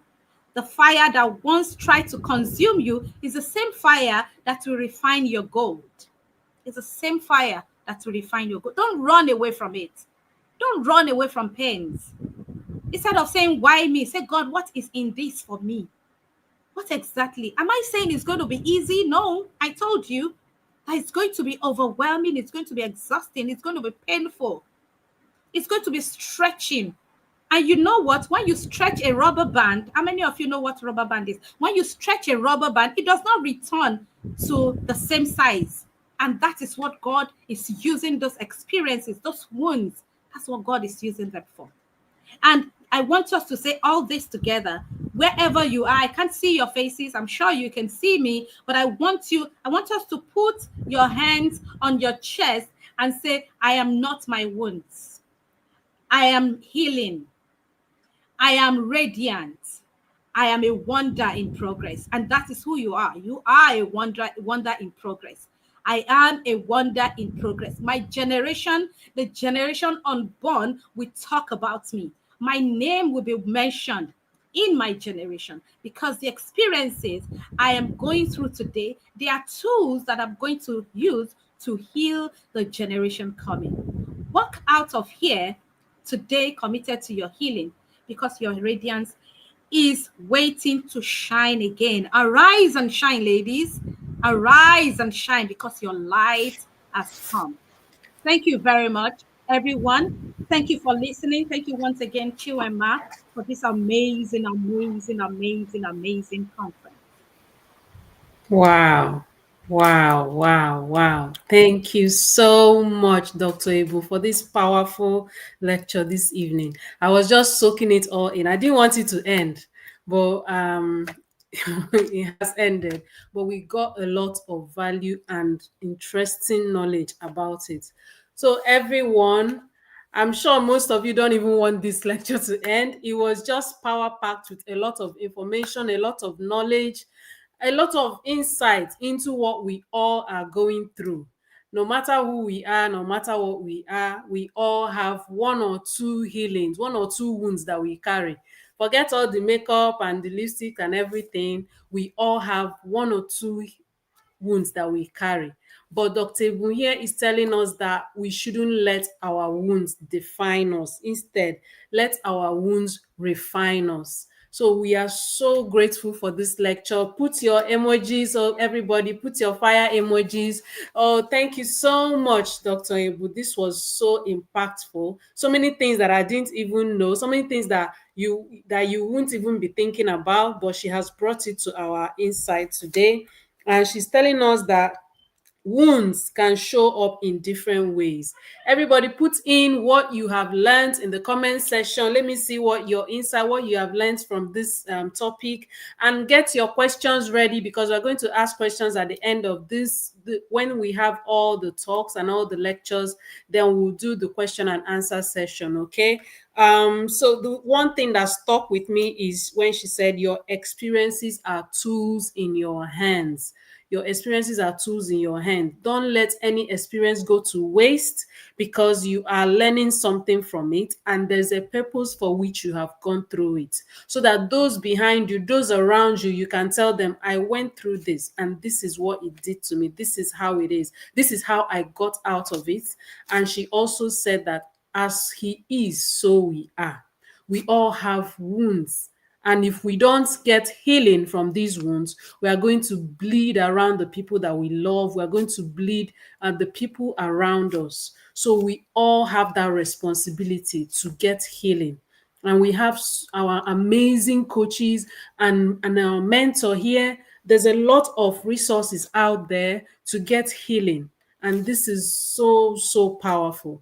It's such a powerful lecture. I mean, we're all still going to, I kept on jotting and jotting. I didn't even want it to end, but we thank God that we're privileged to be here to listen to this and to gain more insight into what healing and wounds and trauma is all about.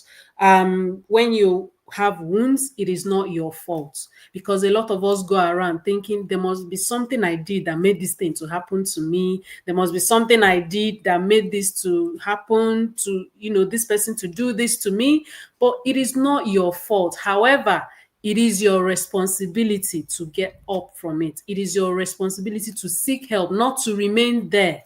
So there's just a lot of nuggets from this lecture, and we pray that we'll be able to put them into practice, because she said it's not about setting goals. You say at the beginning of the year, I'll do gratitude journal, I'll do this and that. But if you are not ready to have a structure, to have a mentor, a guide into how to go about healing and achieving your goals as well, you just, by the middle of the year, you won't even remember what you said in the beginning. So I'm so grateful to you, Dr. Ebun. Thank you so much for this lecture, and thank you for this powerful information that you have given us this evening.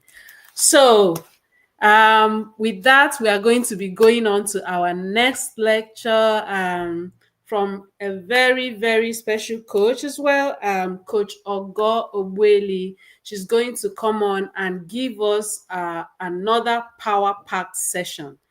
I hope we are all excited, and I hope we are all grateful to be part of this conference, because this is just a tip of the iceberg. There's still a lot coming up. Today is just day one. We still have a lot to unpack tomorrow. So don't say I'm here today, I won't be here tomorrow. Please be here for the 2 days, because if you miss one, you have missed a lot. So it's not just one. So with that note, on that note, we're calling on our next speaker, Coach Ogo Ogbueli, to come and give us Ogo Ogbueli is an inspirational leader, speaker, coach, and author. dedicated to personal and spiritual development. She is the co-founder of Faith Thins Resources, an educational platform for personal and spiritual growth. She also serves as the chair of the Board of Trustees for the Foundation for the Personal Development of African Children, PDAC Foundation. She has authored several books, including the Dear Child book series, over 200 titles for children's personal development, and the memoir Growth is Personal. She also wrote Inspired and Transformed Devotional, 366 meditations, inspirations, actions, and affirmations for building personal development skills. Believes that growth is a decision and emphasizes the importance of intentional spiritual and personal development for the benefit of present and future generations. Ogo is a wife and mother of 5. Now, with great anticipation, we invite Ogo Ogbueli to share her voice.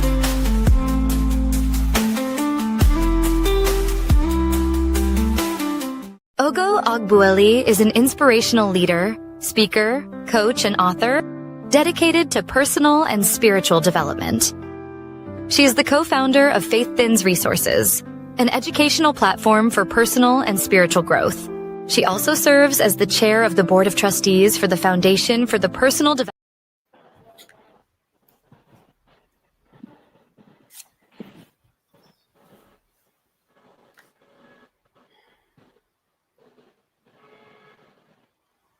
Hello, can you hear me? Yes, we can hear you, but we are not seeing you yet. Oh, my video is on right here. Okay.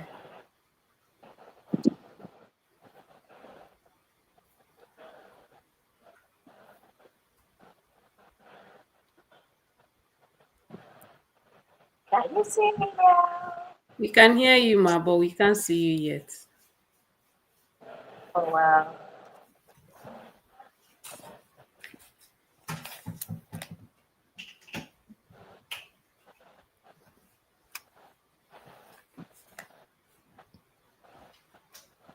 Okay, someone said everyone can see me and hear me.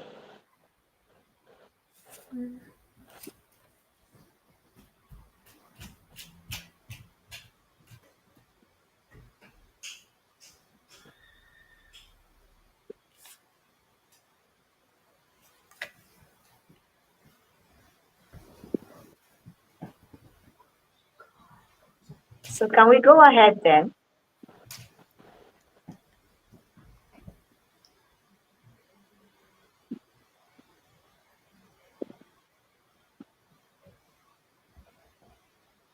Just bear with us, everybody. I think there's some sort of network issues, and we're sorting that out, please.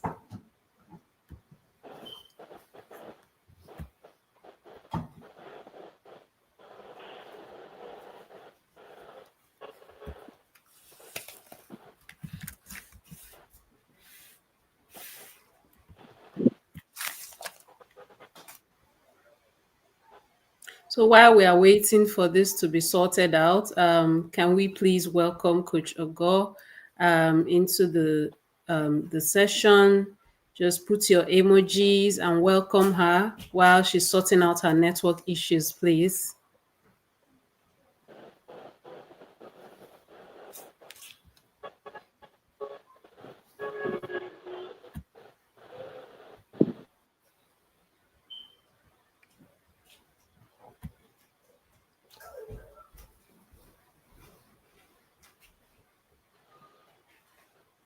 Okay, I think we can see you now. Yes, we can see you.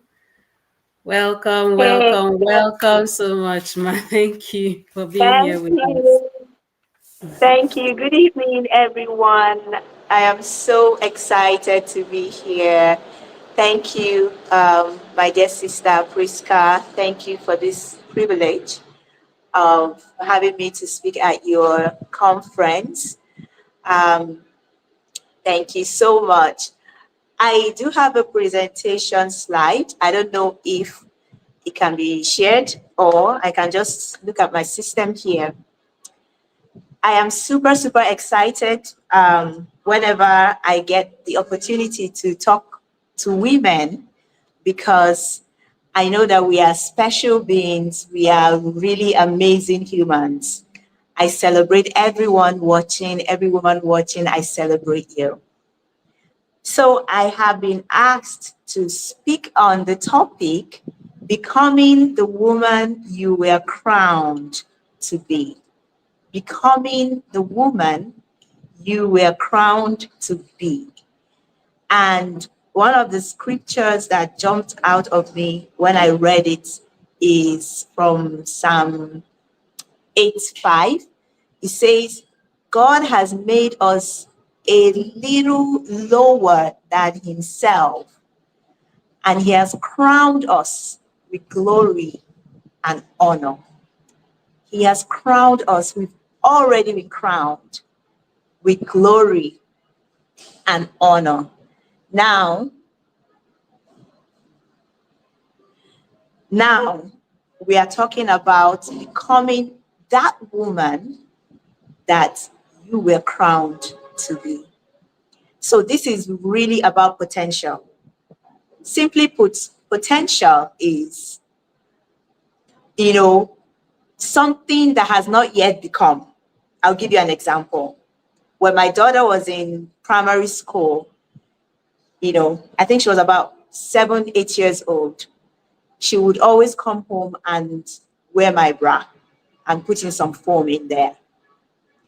And then she would pretend that she has breasts. And I would say to her, you don't have to worry about this. The breast is inside. That is potential. Something that is in, but has not yet manifested. It is already inside, but has not yet manifested. Today, she's 13 years old, and she doesn't have to worry about wearing my bra or putting anything inside it. So, you are already crowned with glory. It's left for us to manifest it. And today, I'm going to be sharing how mastering, power is out, how mastering self-leadership can lead to a life of purpose and impact. So just stay with me. Don't worry about the lights. It will soon come up. And if the slide can be shared in the community later on, that's fine, because I made a beautiful slide for us to, learn from.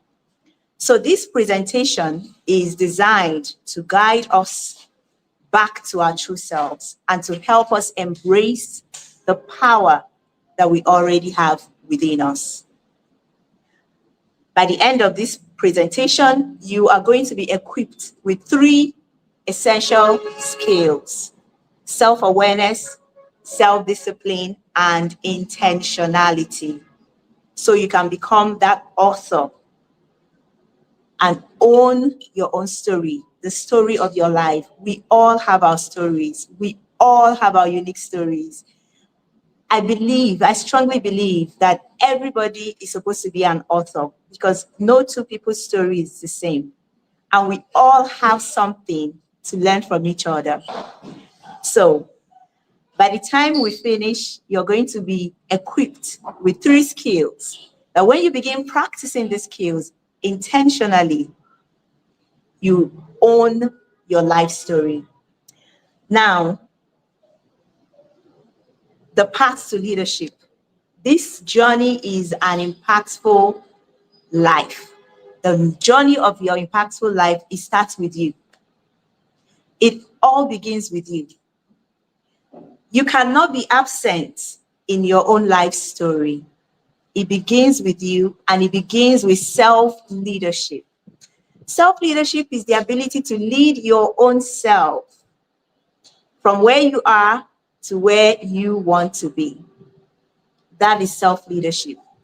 They say leadership is the ability to lead people, to lead people from where they are to where you want them to be. But now we're talking about self-leadership, leading your own self. And that's the hardest thing that a lot of people have ventured into. But we're going to be learning simple strategies. One thing I love about, the way I teach if you have listened to me before, I share practical strategies that you can apply immediately to move from where you are to begin moving to where you want to be. So the first pillar I'm going to share with you, remember, we're sharing three pillars. Self-awareness, self-discipline, and intentionality. The first pillar is self-awareness, and it's the foundation. If you're building a house, you cannot build on an empty lot. You have to lay the foundation, and then you begin to build the beautiful house on it. Self-awareness is that foundation, because you have to be aware of something before you can work with it. So what is that thing? What is that gift? What is that amazing thing that you have that the world is waiting to see? Everybody has something special. God made sure of it.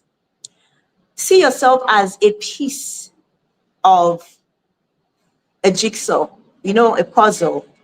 There are pieces that you put together, and when you put those pieces together, you will be able to form a beautiful picture, or whatever picture it is. See yourself as a piece of a jigsaw in this life journey.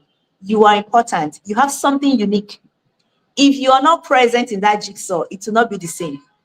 We have something unique to offer our world. We all have it. God made sure that He gave every one of us a unique talent, a unique gift that we can bring into our world to make this world a better place. Without you playing at your maximum, this world can never be a better place.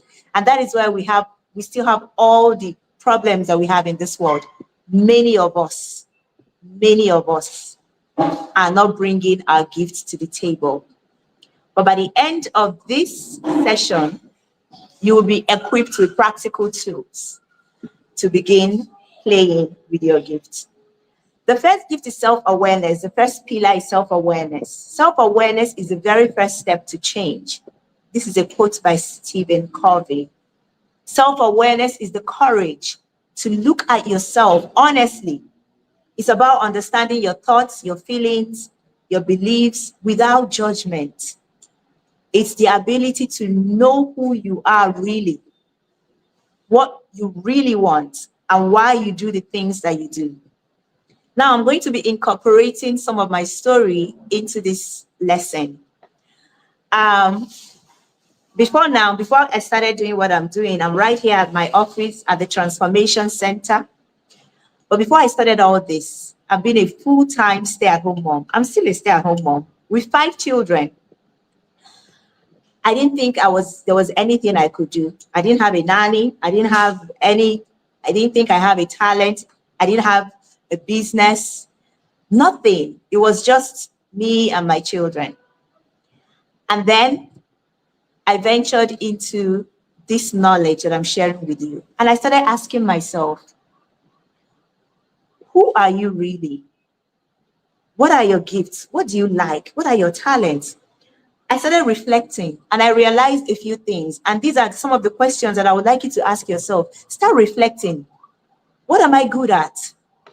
What do people commend me for? What can I do that I don't have to be paid to do it? Like, I just love to do this thing. I have the grace to do it. And I started, putting those things together. One of the things that people commend me for all the time when I go out, or they always say, you have a nice smile. Do I have a nice smile? They always say you have a nice smile. And I keep wondering, what am I going to do with a nice smile? And then when I talk with people on the phone, they will tell me, you have a nice voice. Your voice is soothing. Like, I've heard it over and over and over. And I ask myself, this is not one time I've been hearing this. Remember, we're talking about self-awareness, knowing yourself. So, personally, I love to share knowledge. When I know something, I would like to share with other people. If I, get to know about something, I will share it with you. If I learn something, I will teach you. So I didn't think it was anything. But during this self-awareness, I realized that If people actually notice this thing, there is something there. If there is something about you that people notice and talk about, there is something there. It's not ordinary. To us, it might be ordinary. But if people notice it, there is something there. So I started asking myself, okay, I have a nice smile. I have a nice voice. I can share knowledge. I love to share information. What can I do with these things to be a blessing to my world? We have now moved from the question of what should I do to what can I do? And this self-awareness, these three things I just talked about, has brought me to where I am today. I said, since people like to see my face, people like my smile, I should bring myself out more. I'm very introverted. I would prefer to stay at the back. But this knowledge empowered me to begin creating videos, to share on social media, to share the knowledge that I have that I want other people to learn, and to smile with my voice. And that is why I'm here today, because of these three insignificant things. Prior to this self-awareness exercise, I never thought I had a gift. I can't sing, I can't dance, I cannot act. Like, you know, when you watch Nigerian Idol, American Idol, things like that, you'll be wondering, where is my gift? But I'm telling you, you have something unique to yourself that the world is waiting to benefit from, that the world is waiting to celebrate. That is self-awareness. So ask yourself these questions. What do people commend me for? What am I good at? What can I do effortlessly without charging a dime? When you begin to reflect on these questions, you begin to, discover some things. Self-awareness is also about your emotional well-being. Like, how are you feeling? Why are you feeling this way? It's really about personal reflection. And one of the things that you can do is to journal. You can write these things down. Before you take off in the morning, you can write things that you're grateful for. Before you go to bed at night, you can write down the things that you've learned, the special things that have happened. When you begin reflecting on these things, you start asking yourself, why did I react this way? Why did I act this way?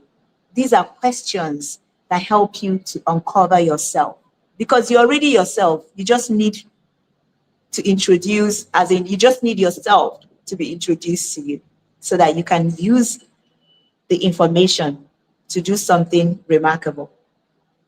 The second pillar that we're going to talk about today is self-discipline.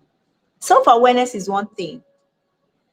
And then self-discipline. What is self-discipline? Self-discipline is being able to do what you need to do when you need to do it, even when you do not feel like doing it. So you can have that foundation of self-awareness. Without self-discipline, you can do nothing with it. Like I just told you, I realized that, okay, people like my smile, people like my voice. I have that passion to share knowledge.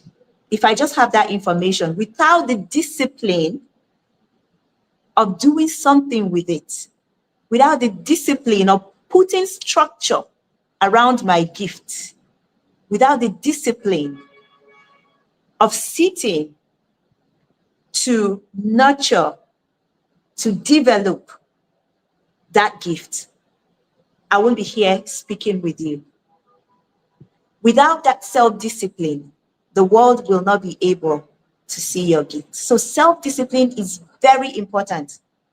Jim Rohn said that discipline is the bridge between goals and accomplishments. See your goals, you're that big dream that you have, the vision and everything, and then the actual accomplishment, the manifestation. Discipline is the bridge that connects them. So without discipline, you cannot get from here to here. That is how vital discipline is.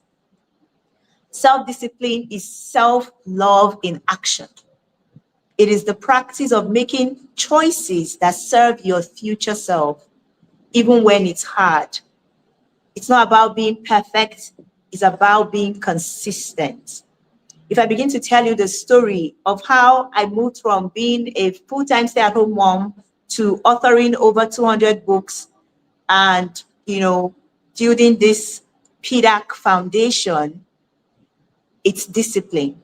I remember then, after taking my children to school, I told myself, I created a schedule. You are going to sit down and read for 3 hours. So I wake up in the morning, I do my chores, I take my children, I get them ready, take them off to school. Any chore that I do not do before 6 a.m. it will remain undone because once it's 6 a.m., I'm already getting the children ready. And once I finish getting them ready, I take them off to school and then come back. I will sit down on my table and I read for 3 hours. I'm not going to get up from that table until it's 12 p.m. That is how I discipline myself to read a book a week for a whole year. One book, 1 week for a whole year. I sit down, I get a book, I'll check the chapters of the book. If it's 7 chapters, it means I'm reading a chapter a day. If it's 10 chapters, then I'll have to break it down by pages. I will sit down there and I'm going to read what I'm supposed to read, write what I'm supposed to write, and I will not get up until it's 12 p.m. Then I can get up, prepare for the meal, whatever, go and get my children back to school. It took discipline because as I kept reading, I started learning so much. And I realized that, oh my goodness, I need to start teaching my children these things. So I started breaking down those things in simple English. And then I started writing it down. And that is how I was able to author a lot of books. I never knew I was going to be an author. When you start practicing these disciplines, there are so many things that will come out of you that you would never have thought about. Now, let's continue. These are practical steps that you can implement to practice discipline immediately. You can have the 20-minute rule. That is, if there is a task you want, like exercising or cleaning or committing to do something or reading, like I told you, just do it for just 20 minutes. Just schedule 20 minutes. Most of the time, you feel motivated to finish. Just start and schedule. Everything you need to achieve, you have to schedule it. Don't say, I'm going to read today. I'm going to read every day. What time are you going to read? Put that time down. I'm going to wake up 30 minutes before my family wakes up, and I'm going to read 30 minutes from 5:30 to 6 or from 4:30 to 5, or whatever. Put a schedule. If you schedule it, then it's easier for you to implement it. Because once that time comes, you know that this is the time for it. The reason why a lot of us do not accomplish things is because we do not schedule those things. I remember before my cousin, my dear cousin, relocated to Canada. She was living here in Lagos, the same Lagos mainland. We were not even up to 1 hour apart. We would talk on the phone all the time and say, oh, we need to see. Oh, yes, we need to see. Guess what? We never saw, and she relocated to Canada. Why? We did not schedule a date and a time for that meeting. And that is why we did not see. So the reason why you've not achieved so many goals, or you wake up, you start a new day or a new year or a new month, those things that you write down you want to achieve, the reason why you've not been able to achieve it is because you did not schedule a time. You've been wanting to write that book since 2000, COVID. You've still not written it. Do you know why? You've not scheduled a time to sit to write. If you schedule today, I'm going to write for 10 minutes, 9:30 to 9:40 every night before I go to bed. You're going to finish that book in a month. You've not finished it because you did not schedule it. And it takes discipline. So, the power of small wins. Choose one tiny habit to do every day, no matter what. It could be drinking a glass of water when you wake up in the morning. Consistency, do it every day, no matter how small, how tiny. You see, I'm not talking about like do 1 hour exercise, read for 1 hour, or do this for 1 hour. Just 10 minutes. Schedule it, be consistent. Just that 10 minutes. And before you know it, you keep growing and growing and growing. Let's go faster because of time. The third pillar is intentionality. You have to be intentional. The crowned woman doesn't float through life. She navigates it with a map and a compass. You cannot float through life, like, especially women. I don't know what has happened to us women that we think that it's okay to just exist. You think that it's okay. Yes, we've had our children. It's wonderful. You've done some, but God has made you for so much more. You know, a man and a woman can go to the same university, the same course, graduate the same year, get married to each other, and then they get to the house. Guess what? The woman will just relax and expect that the man will be the one to go work, pay the rent, and do everything. Not every woman, most women. And now, the question is, where did we get that mindset from? Where did we get that mindset from? But I know it's changing because women are rising, and radiant women, we are here. We are here because we know that we have a special position to take in this world, special contributions to make. And I am super, happy that I am part of what God is doing in this generation. Intentionality. Set an intention. Always set an intention. Always have a goal. Always have something. This month, what are the things that you hope to achieve this month? I'm telling you, I've already achieved over 25% of the goals I set for myself this month. And they are big goals. They are not small goals. I set big goals. I've already achieved about 25% of it. What are your intentions today? When you woke up this morning, what were your intentions? Before coming to this meeting right now, what intentions did you set for yourself? Is this going to be another meeting that you've been attending? You just go, finish, and then you leave. You have to set an intention. Before I go to church, I set intentions like, what am I taking out of this service? And you know what? I'm a person of faith. Because I'm expectant, I'm always drawing answers. I always receive answers before I leave. Because I came with intention. We have to live intentionally. And the simple ways you can begin to practice is to set daily intentions. Before your day begins, pick one word or a phrase that will guide you. It could be focus, it could be kindness, it could be patience. Just set an intention. What am I going to achieve this day? The purposeful schedule. Look at your calendar. Do your activities match what you truly care about? Try to add one thing each week that moves you closer to your big goals. Whatever it is that you're doing today or tomorrow or in the months or in the weeks, it should be leading you to that big goal. If it's not leading you to the goal and the dream that you have, why are you doing it? That's a good question to ask.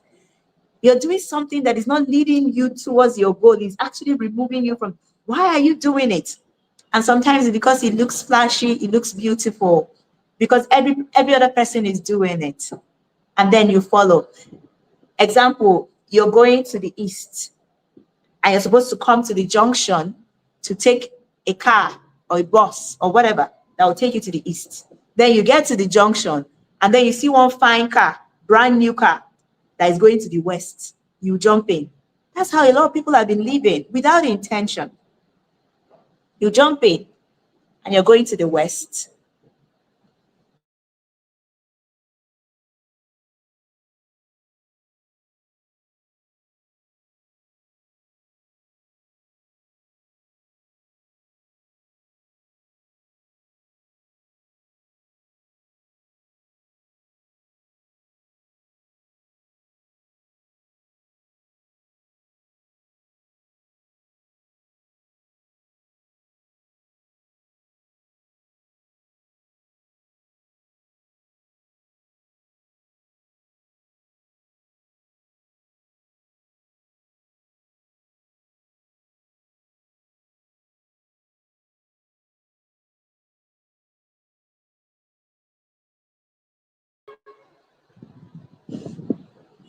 Can you hear me? Can you see me? I was thrown off a bit by network.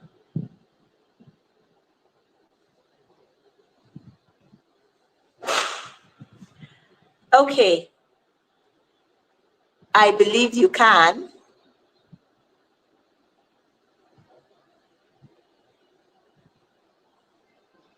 Please, can you confirm if you can hear me? So as I am rounding up now, one of the ways to, begin to set, okay, let me check this. Thank you. Okay.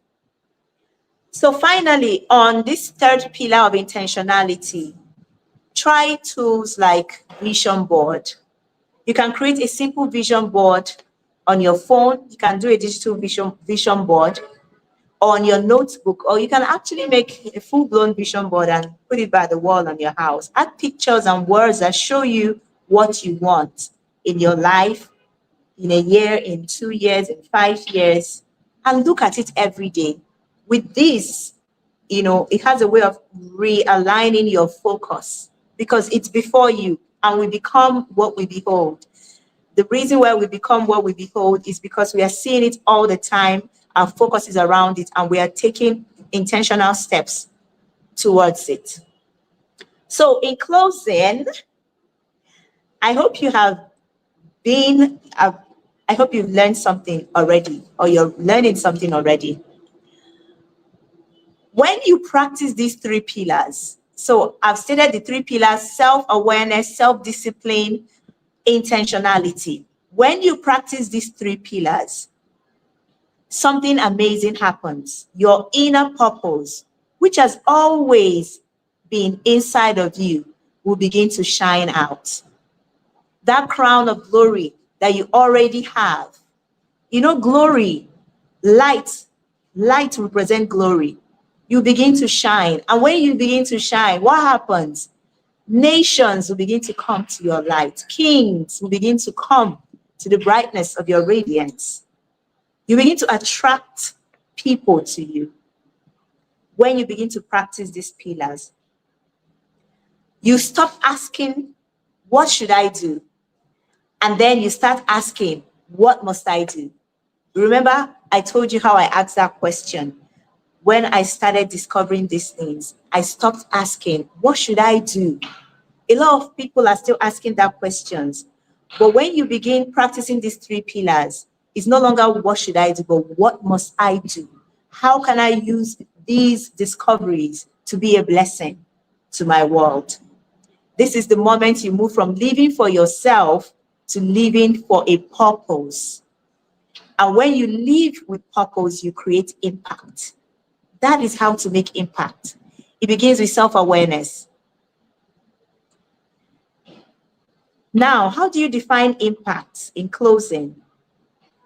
You leave a legacy of empowerment by first empowering yourself. It begins with you. The change begins with you. Growth is from the inside out. You can never grow from outside in. You grow from inside out.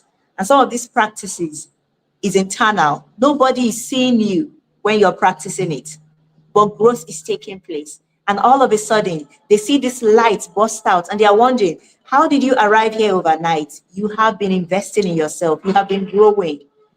And now it's time to shine. So I am so excited to have had the opportunity to share this with you. I hope that you can really begin to intentionally practice these things. What are you going to start doing immediately with the things that you have learned? It's not enough to hear all of these stories, but what are you going to start doing intentionally with these things? And one of the things I'm going to encourage us to do is keep reading, keep learning, keep growing. And I have given our amazing sister Priska a beautiful gift. This is my book, Growth is Personal. It's my memoir where I recorded my growth process, the things that I did, how I moved from stay-home mom to where I am today. And I've given it as a free gift to the community. I hope you get to read it and be inspired by it. Thank you so much, and God bless you. Have a lovely evening. Thank Oh, you. thank you. Oh, thank you so much, Coach Ogo. Thank you very, very much. Oh, I'm so grateful. We are all grateful to have this knowledge from you. Everyone, can we just show appreciation and thank Coach Ogo for what she has just shared with us today? The thing that touched me the most is that they are very practical. They are not, she doesn't make it look big or vague. She brings it down. Who would have thought that a stay-at-home mom or five with 5 kids can be and do what she has done today? So we don't have any excuses. Excuses never give results. Thank you, Coach Ogo. God bless you so much for all the knowledge you have shared for us today. She told us about the 3 pillars that we need to be able to have an impactful life and to be able to live with purpose. And having an impactful life begins with you. Nobody is going to do it for you. Nobody is going to come and drag you by your hand. We can only give you just get the knowledge and get the tools, but it is still your decision to be able to say, okay, I think I've done enough on my own. I think I've been playing around a lot. I'm going to take this seriously. She talked about self-discipline, self-awareness, and intentionality. Self-awareness is about, personal reflection and emotional well-being, just knowing who you are and knowing the things that you really want in life. And then self-discipline is all about making yourself do the things that you don't, even when you don't feel like doing it, but you need to do this thing. It's like when a doctor says you need to cut down your sugars, you need to cut down fats. And even when that's your favorite food, but because you know that it's good for you and the doctor has said it, you go ahead and do it. And it starts by doing one small habit every day. She gave us a very simple example, like drinking lots of water, drinking small amount of water every day, because some people don't drink water. Like, you can start as small as that. The more you build consistency, the more you are able to be more disciplined. Consistency helps. There's a book I'm reading, it says that without consistency you are not getting any success. You need to find one small thing that you can be doing every day. And then she talks about intentionality. We don't just go with the flow. Whatever is raining, let us do it. We carry ourselves like queens. That's what we are here to learn how to do. We are here to be able to live life with purpose. You don't do what everyone else is doing. You do yours with intentionality. Set goals, set schedules. If you don't set goals and schedules, the day will just flow by and you will not achieve anything. So that's just what I got from this. Can we put what we got from this lecture as well? Thank you so much, Coach Ogo. We are so grateful and for this knowledge, and we pray that we'll be able to put them into practice. On that note, we are going to go ahead and welcome our next speaker to this place, and very soon her bio will be played. Thank you all so much for being here with us. Lara Ojo works with one of the top financial services firms with over 14 years experience within the industry. She has special interests and skills in personal finance. Her focus is in helping individuals gain financial independence through providing practical guidance ranging from the basics of budgeting, saving to more complex areas around investing and navigating taxes within the United Kingdom. She is committed to empowering individuals as she understands the struggles people face when it comes to building wealth and securing their financial future. Lara is keen to help break down the barriers, enlighten and empower individuals to take control of their financial journey. Let us now turn our attention to the remarkable Lara Ojo, who joins us to share her insights.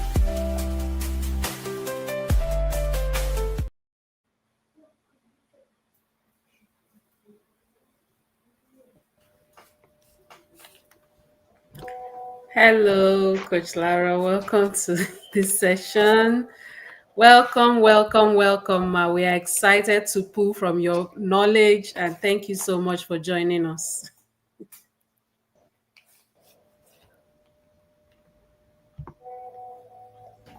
Thank you very much. Thank you very much, Madam Sandra. I really appreciate this opportunity. And also, thank you to our dear convener, Madam Chiwema. Thank you very much. In fact, when I got reached out to by her for this, I was really very impressed with what she's doing and also the process of trying to ensure that a lot of people are empowered.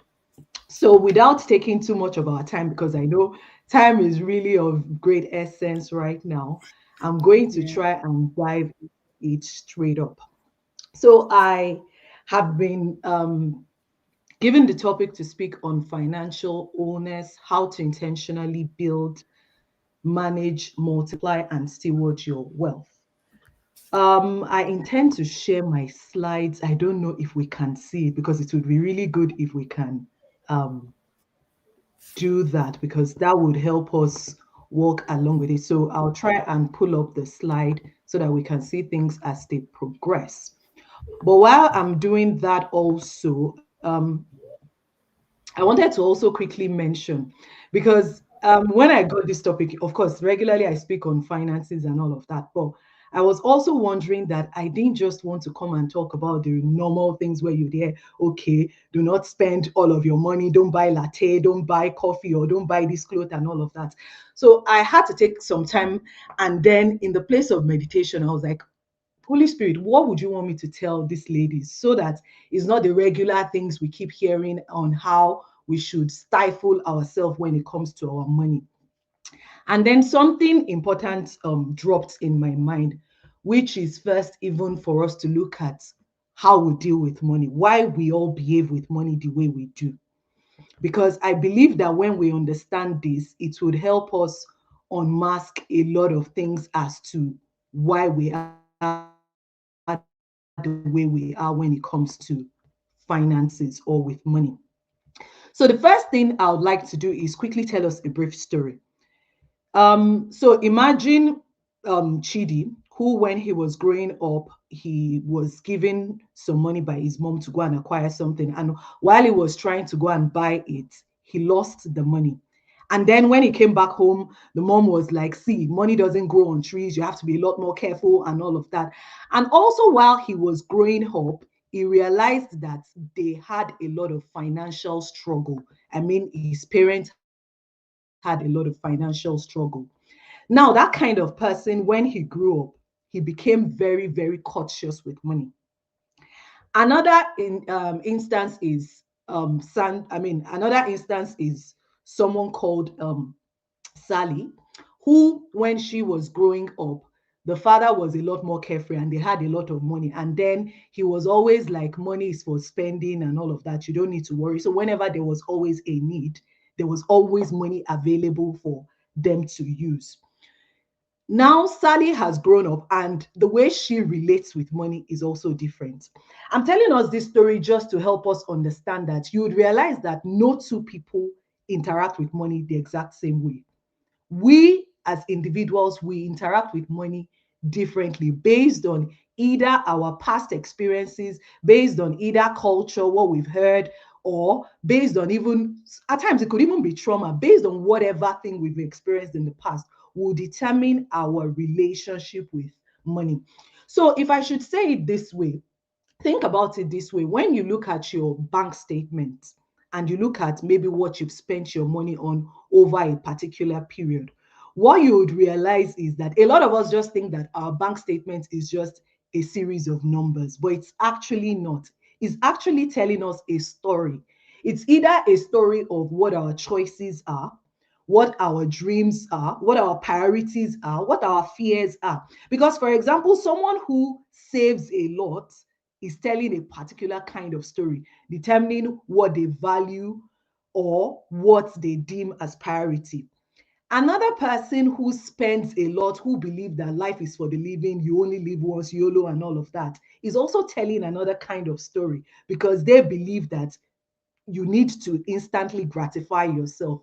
Some other people, they even avoid anything money conversation, either based on certain fears and all of that. So, what this is just trying to show is that each one of us, the way we deal with money is based on how we view money. And before we can progress, it's important for us to then try and assess why we deal with money the way we deal with it. What basically is our relationship with money? So I just don't want this to be the regular, oh, don't do this, don't do that. No. But first, let us be introspective. Let us sit back and analyze why we deal with money the way we deal with it.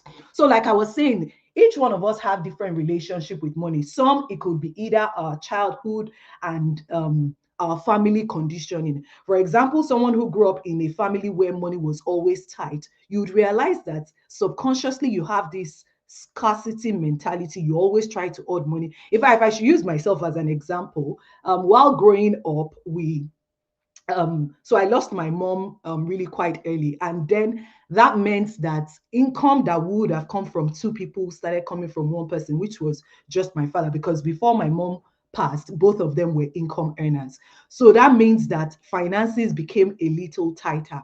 And then subconsciously, I didn't know that I was writing that I was writing a particular story in me, where I then realized that money is tight. I don't ever want to be in this situation again. I will do all what it takes so that I can always have enough. But what I didn't realize also was that that experience also tilted me to the extreme, where I was then consistently always saving. To spend money was always an issue because I would feel that guilt of, oh, this money, I should save it so that I can have a lot in the future. Another thing that could determine our relationship with money could either be cultural or social influences, where some other people in some cultures where you deem money or having a lot of money as a thing of status or respect. You see that some people respect certain people just because they have a lot of money as opposed to what they would do with other people. Then also from a cultural standpoint, for those of us that are blacks, for instance, or from African descent, you'd realize that there's something called the black tax, where you have to take, irrespective of how much you earn, you also have to take some of your earnings and take care of your family and also your extended family, which would not be the same experience of maybe someone that grew up in the Western world, where they usually don't have such experiences. Another thing that determines our relationship with money is our past experiences. So, for example, someone who had a bad investment. I recall while I was growing up, also, my dad got introduced to investing in stocks, and then he invested and he yielded a lot of he yielded some profits. But towards 2008, I don't know if a lot of you knew about the financial crisis that happened in 2008, where a lot of stocks really crashed and all of that. In fact, it impacted a number of people, that there were a lot of suicides and all of that because there was a lot of loss of money. That experience could make some people to then become very fearful when they think about investments because they've had a bad experience. Either they themselves had it or they saw someone else who was close to them having that kind of bad experience. Some other people who have experienced past poverty might decide that, oh, now that I have this money, I'm going to spend it because I need to heal from my past wound of not having a lot of money in the past. Others, it could be either trauma, maybe shame, maybe while you were growing up, you had experiences of maybe being made jest of for not having enough and all of that. And then it instilled some kind of either fear in you or worry that you needed to have a lot of money. So I've listed out all of this, and there are a couple of other things. But why I'm saying this is that I would want us to introspectively think about it, that first, when I first interacted with money or when I first heard about money, my growing up experience, what message did it pass across to me? How has it impacted how I deal with money?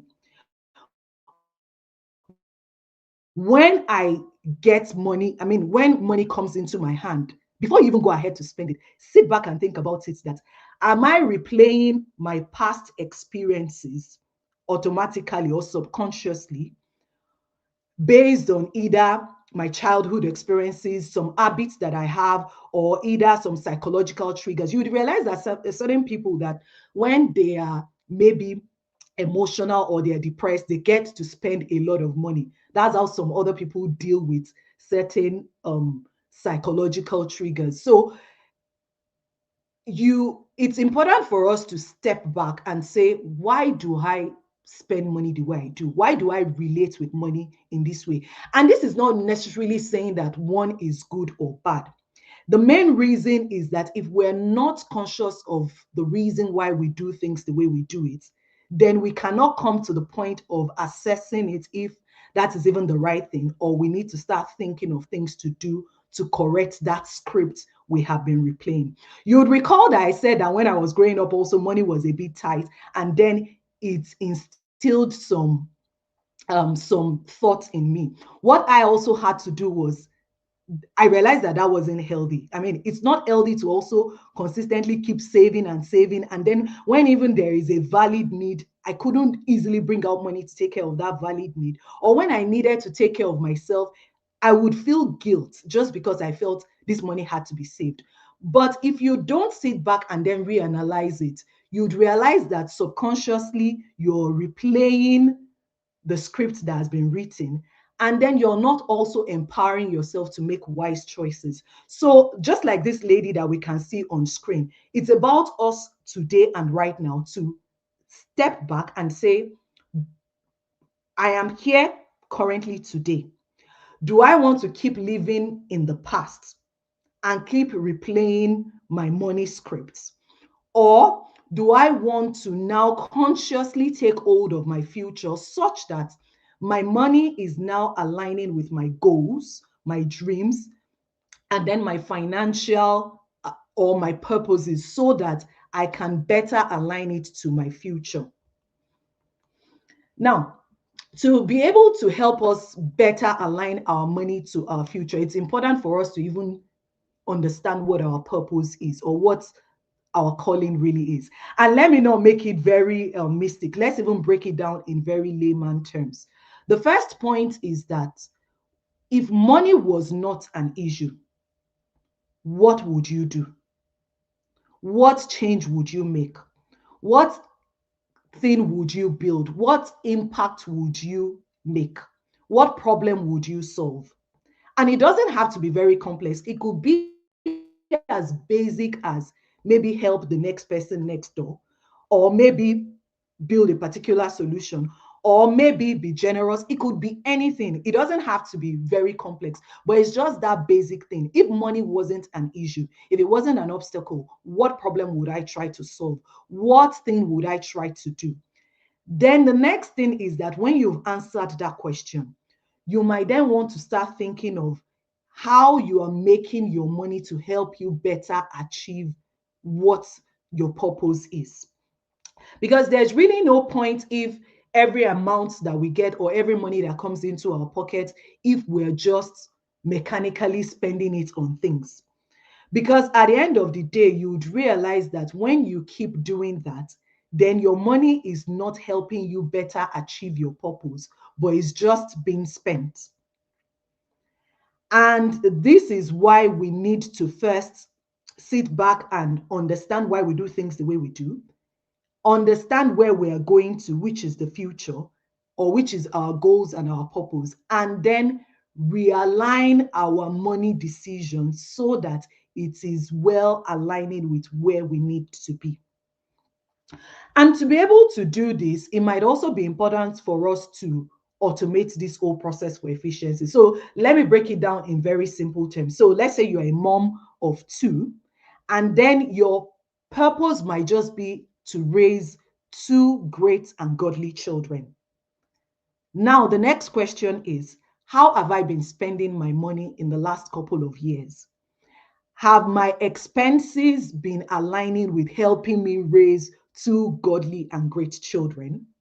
If the answer is no, then the next thing is to look at the things I've been spending my money on. Each of those line items, how is it taking me further away from being able to achieve this purpose? And how can I realign it or redirect those funds to be able to help me better achieve that purpose? And it could be as simple as saying that, okay, this particular amount, I'm going to ensure that henceforth I will use it to buy maybe books for my children, or I'm going to use it to take a course so that I understand better how to raise these godly and great children that I'm trying to raise. That way, you will then see that you're steering your money in the right direction towards helping you achieve that purpose for which you have been called. Now, the next thing for us to then look at is that for you to be able to effectively do this, you need to also draw boundaries, because the money that we have is finite. I mean, it's not infinite. It's a limited amount of resources that we would have. And the things that the money can buy, they are unlimited. So that means that you need to be able to then clearly define the boundaries or the extent of the things that you can do with that money and the things that you can't afford to do. And that would help us to be able to then take responsibility for our finances. So an example would be that I need to set personal spending limits, maybe on shopping. And like I said, this is not trying to say you shouldn't have a great life, because I'm also not a proponent of saying that, oh, just because I want to build wealth and all of that, that I don't live a balanced life. It's about having that balance. So while trying to build wealth, also ensuring that I'm also still having a good life. And to be able to have that good life, I'm going to have limits on some of each of my allocations. So for example, maybe if it's time out with friends, or if it's to be able to, even if it's on groceries, we're going to have a spending limit on each of the areas of our finances. Then the next thing is that you need to also then identify your financial boundaries. So for example, to say that if I'm going to loan anybody money, is not going to be beyond a particular percentage of my salary. Because another thing a lot of us do is that at times we tend to want to take that savior mentality where you try to solve everybody's problem. And for example, you could have a rule of thumb to say that henceforth, I'm not going to borrow someone money beyond the amount that I can lose. And the amount that I can lose is maybe 5% of my salary. So that means that if anybody should come and say, oh, Lara, please borrow me this amount. If it's beyond 5% of my salary, then I may just tell you that this is the amount that I can give to you, such that even if you don't return it to me, I will not lose my sleep over it. That is the amount I can give to you.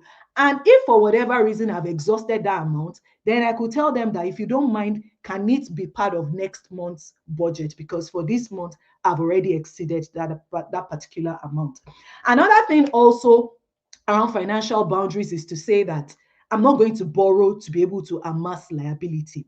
So for example, I hear I'm going to say this more to those that are of African descent, maybe Nigerians, for example, people borrowing to do or to buy ashwebi or for parties and all of that.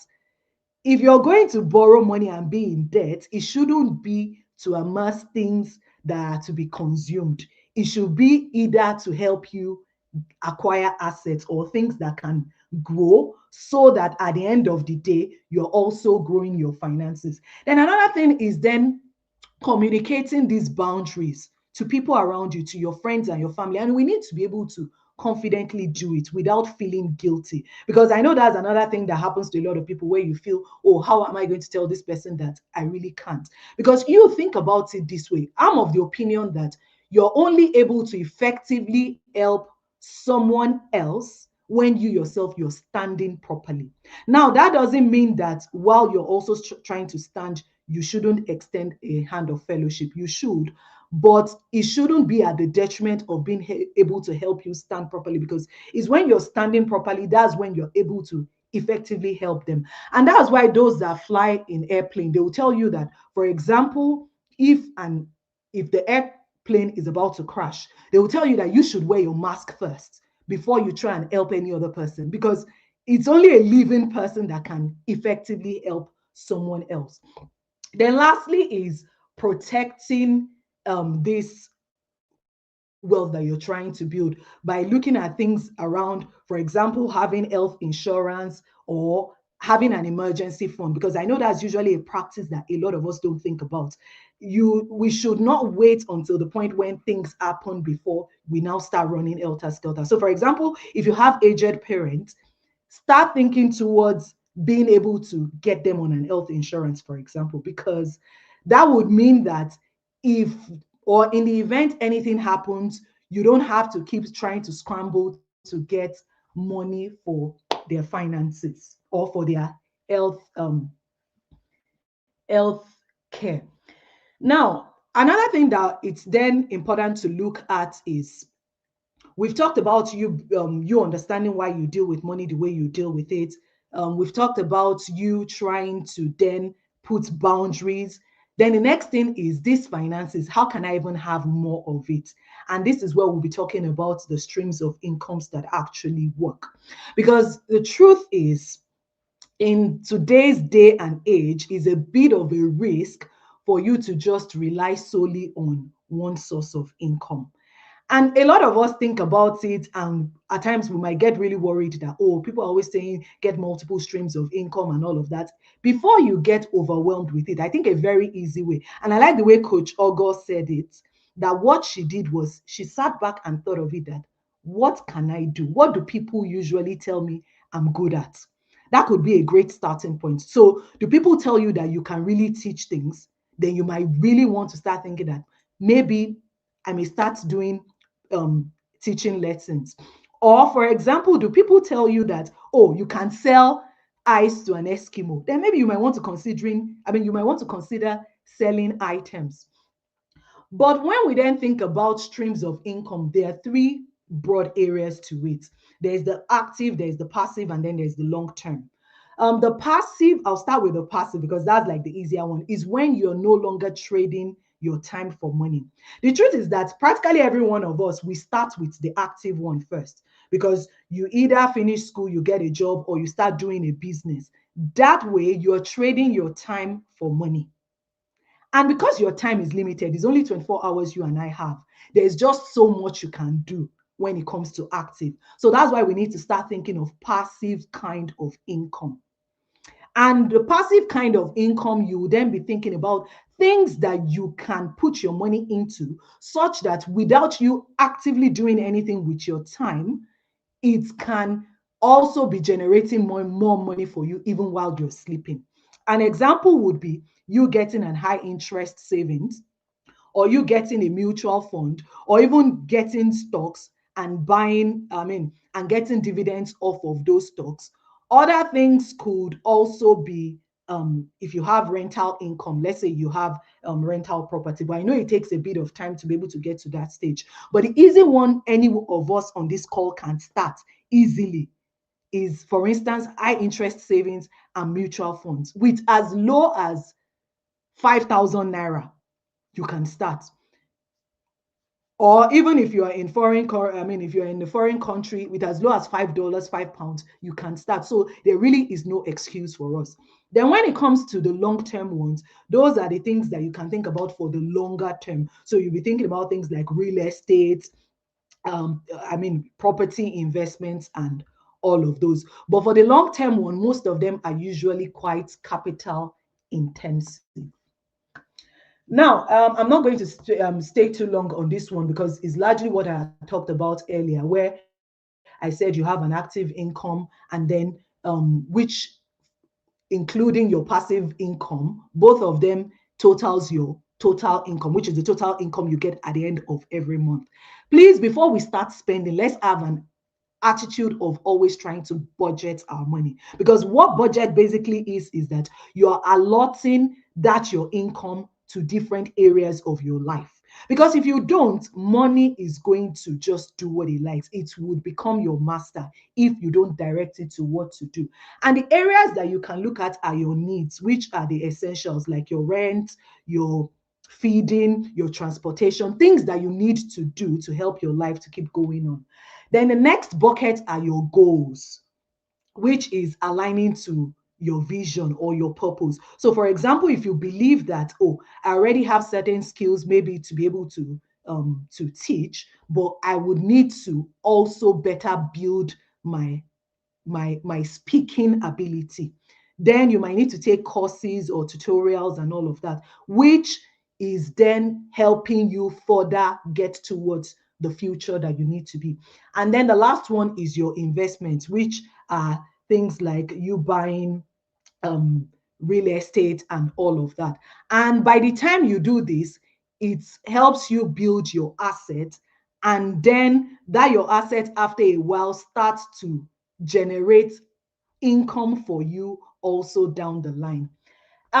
Why it is, I see I have just 4 more minutes, so I'll quickly wrap through. Why it is important for us to also then think about investment is because there's something called inflation. Inflation is when you lose the value of your money. So you realize that 10,000 in maybe some 5 years ago is not the same value as today, because the value of your money keeps reducing. So why it is important for us to invest is that it's the only way where you can help to build or to grow the value of your money. And you would see an example, as low as 50,000 naira, for example, monthly, within a 5-year period could become 7 figures. That's about 4.5 million naira. And you see in this example, what was contributed was just about 3 million, which is 50,000 every month. In a portfolio giving 15% interest, would have yielded a total of 1.48 million in interest, as opposed to if you are just left the money sitting there. Now, the chart on the right hand side, this is the one I really think is interesting. You would see as the years start to increase, the orange portion, which is the interest, it starts to grow a lot faster as the years increase. You would even notice, for example, in year 9 and 10, the interest, which is the orange portion, is more than the blue portion, which is your own contribution. And that is the beauty of investing, because it helps you build your wealth a lot quicker. Now, a lot of mistake that a lot of us make is that when our money starts to yield small interest, we then quickly withdraw it and use it to fund our lifestyle. And I think that is not wise, because I use this pictorial representation to show it that imagine you have a bird, and then it hatches, it lays eggs for you, and you're always taking those eggs and you're always frying it to go and eat. After a while, you will run out of eggs. But if you had left those eggs for them to grow, to also hatch and then grow and also lay their own eggs, after a while, you will have a lot more, such that even if you take eggs to eat, it's not going to deplete your resource. So we need to be able to delay gratification when it comes to building wealth. Now, what are the things to generally invest in? There are several things to invest in, but for most regular people like you and I, there are 4 big buckets of the things that we can invest in. One of them is things like treasury bills, bonds, and fixed income. These ones are low risk, so anybody can easily start them. You have no excuse. With as low as 5,000 naira, you can start these. Another major category is equities, which is used maybe starting your own business or investing in another person's business. The third big bucket is real estate. I know that requires a lot of funds, so I'm not going to take too much time on that. Let me quickly jump to this last scene as I start to wrap up. So I think the main thing that we're trying to say in all of this is that money is not the goal. Having a lot of money is not necessarily the goal. The goal is that money should be like a tool for us to be able to help enhance our future. So the key question I want you all to leave this session with is that when it comes to your finances, do you want to stay on the survival level where you're always letting your money just address your needs? Or do you want to move to the vision level where your money is addressing your vision, your goal, or towards helping you achieve that goal? If that is the case, you will be on the fulfilled level. However, the best place to be is letting your money actually work towards a legacy which outlives you. And that is the impact you leave in the world. Who will benefit from the money that you have? When you're gone, what will remain? Is it your wealth? Is it the influence you have or the impact you've left in people, or nothing? So that is a key question I will want us to leave with. So to close this session and wrap up everything I've said in the last 30 plus minutes is that since we're talking about crowning ourselves, I decided to coin this acronym with regards to our finances. First is to clarify, which is, what are my goals? What am I trying to do? What change am I trying to bring? And how will my money help me address that? The second then is reallocating, because in the past we've been doing things mechanically without being aware or conscious of it. So how can I fix some of the money leaks that I have, maybe some unnecessary spending that I've been having, and redirect that funds to be able to help me achieve my goal? Then the third thing is that how can I see opportunities? So for example, what do people say I'm really good at? How can I think of monetizing that thing? Or in addition to that, what investments can I look at? I gave examples of things like mutual funds, which are low risk, and also anybody can start with any amount. Then finally is you watching it, which is you tracking how things are progressing, and then you trying to nurture your impact. Because it's really futile if you earn all the money and then you're not able to impact anyone's life with it. Because when you're gone, what really will remain? I think that is it. Yeah. So I gave examples of platforms here, but I'll share the slide with Madam Chiwema so that anybody that wants to see places where you can consider, or platforms where you can consider investing in, that you can take use of them. So thank you very much.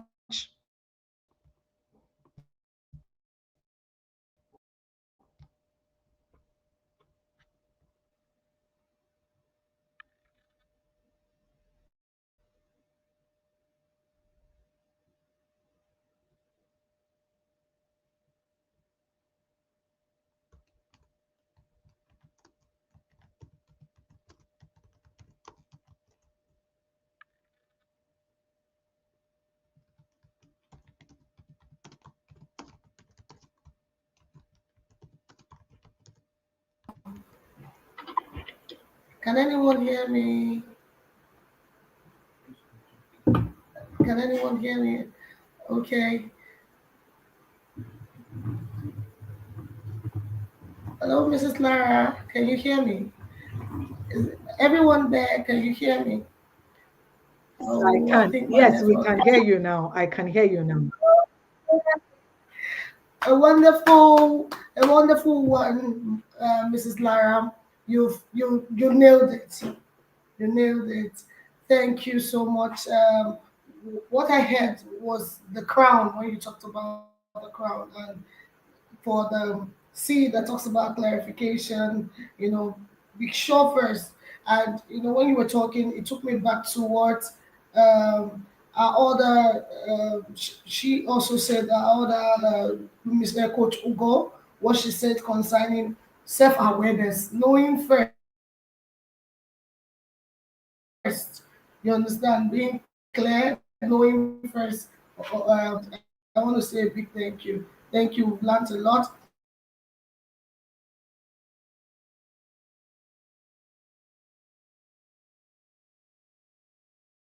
And we really want to appreciate you. This is an eye-opener. We learned on reallocating, opening opportunities in parts, and on letting your money work for you. It becomes a legacy, and we really want to appreciate you. This is an eye-opener. I would say thank you so much.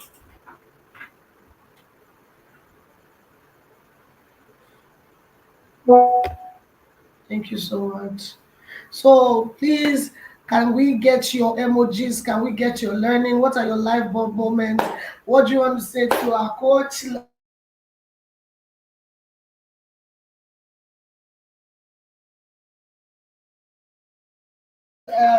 let me see your.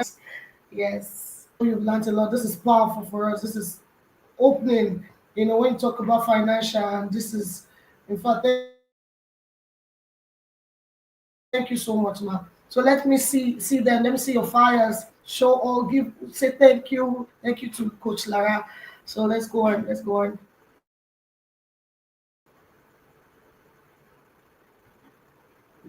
And no wasting time. We're moving forward. This is really impactful. So we're moving forward. Let's move directly to the questions and answer. Do we have all our coaches? So we can move on. Hello. My network is so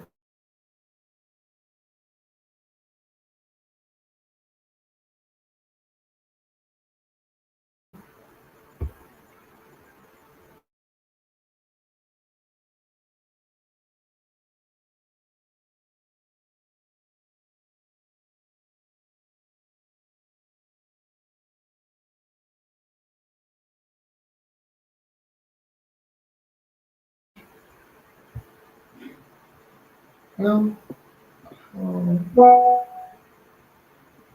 Okay.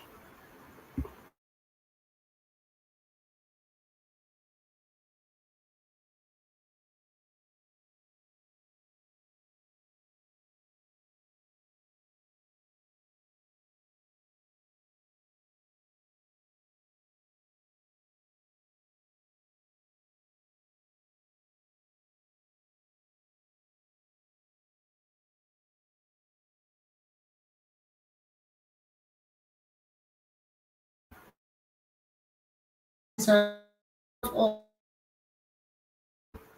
it's time for question and answer. So can we have our speakers so we can start off with our Q&A? I know we have heard so much and we want to dig in. We want to ask questions because today has been the experience has been something else. We've been given a tool, we've been given a map, we've been given a compass, so we can pick up from there. So, where are your questions? Let's start asking questions.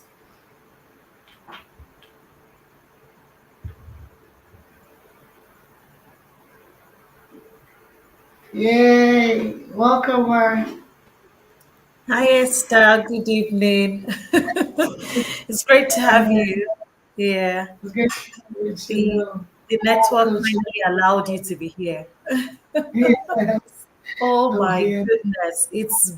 Today has been mind blowing. Like, I lack words to express how today has been. And if you're still here with us, we celebrate you because we know that transformation is taking place in your lives. We know that your mind is shifting because every session in this conference was intentionally picked. The speakers, for me, I said they are divinely fingerpicked for this conference because everyone, you would agree with me, delivered beyond expectation. In fact, they are the expectations themselves. Is it Coach Ebun's topic you want to talk about? I was sitting here and it was like, see, I was going through therapy again because I've gone through therapy before. Healing is a continuous process. It never ends. There's no stop to it. When you think you've healed from one thing, something else crops up and you have to go through that journey again. But, this conference is like me bringing out the highlights of my journey to replicate it into other women's lives. I know the finance bit. So many women want to grow. They want to read books. They want to do this one, but there are so many excuses. Oh, it's my children. Oh, my husband is oh, there's no money. We lay the excuses on the table and we allow these excuses stop us. That's why I said, let's unravel all these things. Let us show each other how these things work, how we can navigate. That's why we're doing this today. And I'm sure today's 3 sessions that we've all had, when you go back, this will remain here for you to always come back and catch a replay. I personally will be catching a replay because Lara's session, me, I like money. And so, and I believe that money excuses that we are giving, I like how she broke it down into bite sizes. You can practicalize what Coach Lara has taught. Is it the one Coach or God taught? You can pick everything bit by bit and Go. start making Yeah. little progress. Put one foot in front of the other. It's not an overnight journey. But every day you wake up, you say, oh, Coach, Dr. Ebun said this. Let me try gratitude today. Tomorrow you say, Coach Lara said, I should think and budget before I spend. I should be able to say no without feeling guilty. And you can say, okay, this money, please, I don't have. I've exceeded my budget. It's those little drops of water that makes the ocean. So let's start from somewhere. Don't wait. It's not rocket science. Don't wait until everything, sets very well. No, there's no setting very well. It's all a journey. Little by little, you're making progress. Thank you all so much. And let's look in the chats and see if we've got any questions. And while we're picking the questions, I want to remind us to please, if you have not started following any of our coaches, any of the speakers, Lara's page, I follow her. And every day she's dishing out things that are saving my life in this UK. I'm telling you. So you better go and follow her on Instagram. She's our financial body. Please go and follow her on Instagram. Coach Ebun has a conference, a program for the divorce coming up. Don't say, it's not you. I saw in the chats when she was teaching and sharing her story, how so many people were relating with her story. It was resonating with them, and people were saying, I've been there. So let's stop hiding away from these things. These things are real. Let's face them. Let's deal with them. Let's embrace help. Especially, help is available. Everything we need is available. It's for us to commit ourselves to the journey of growth and personal development. So please go and click on Coach Ebun's, Dr. Ebun's page on Facebook. She shares a lot there. Follow her program. The links have been shared in the WhatsApp group. Make sure you are following. The same with Coach Ogo. Coach Ogo does in fact, one thing I didn't share, when I was going to start the Radiant Women Growth Network, Coach Ogo had just certified as a life coach, and she was offering this free mentorship or free 1 hour clarity session for 50 women.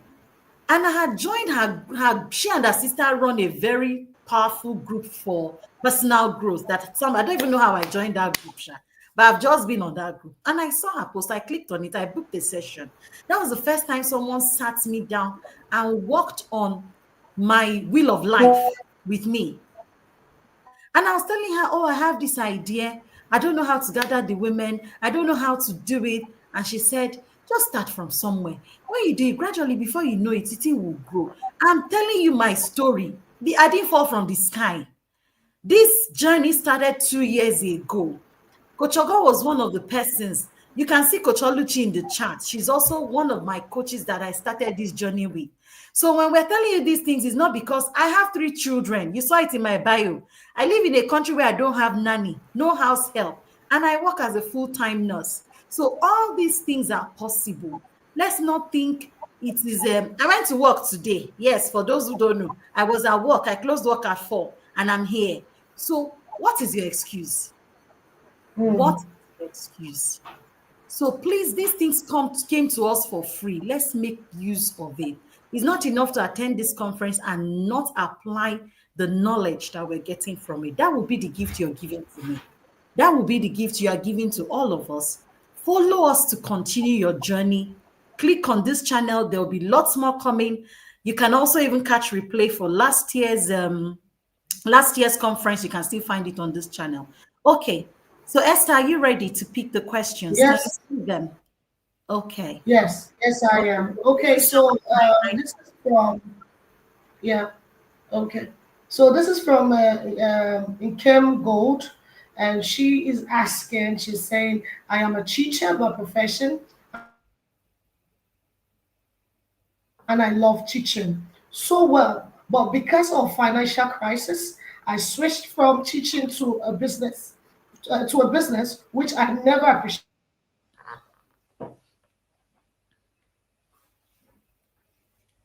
She's directing this to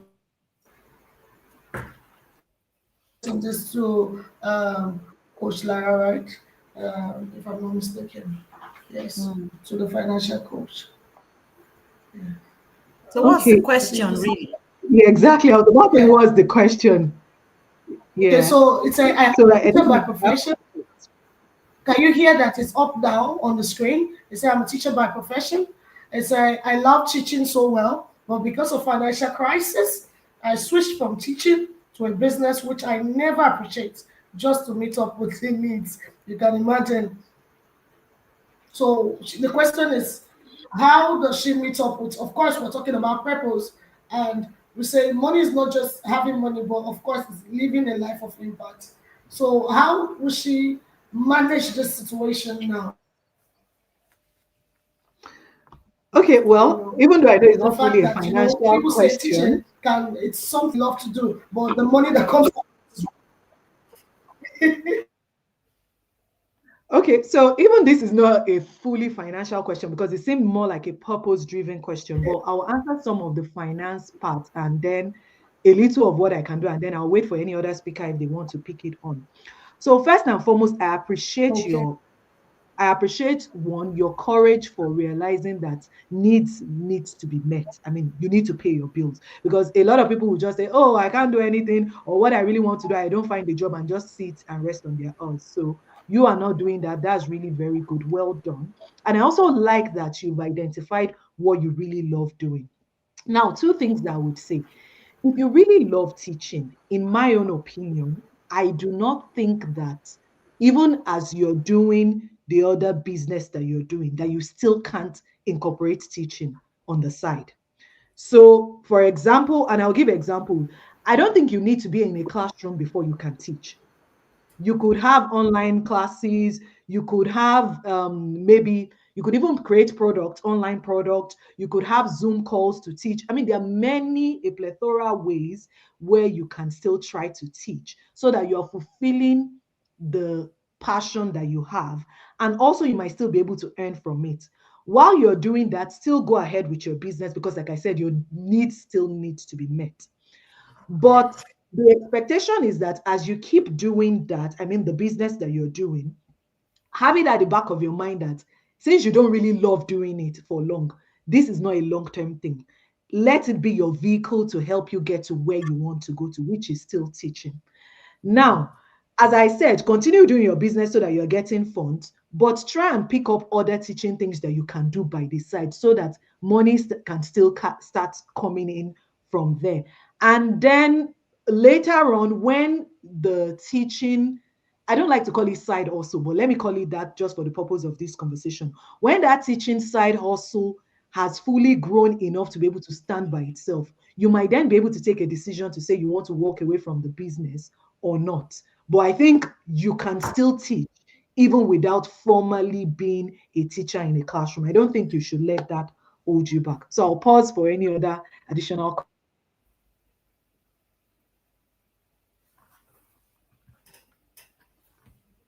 Okay.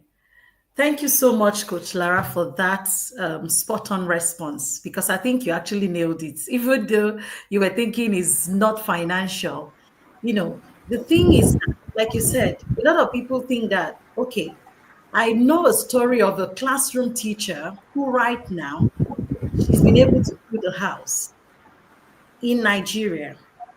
A very close story. Yeah. So, how did she do it?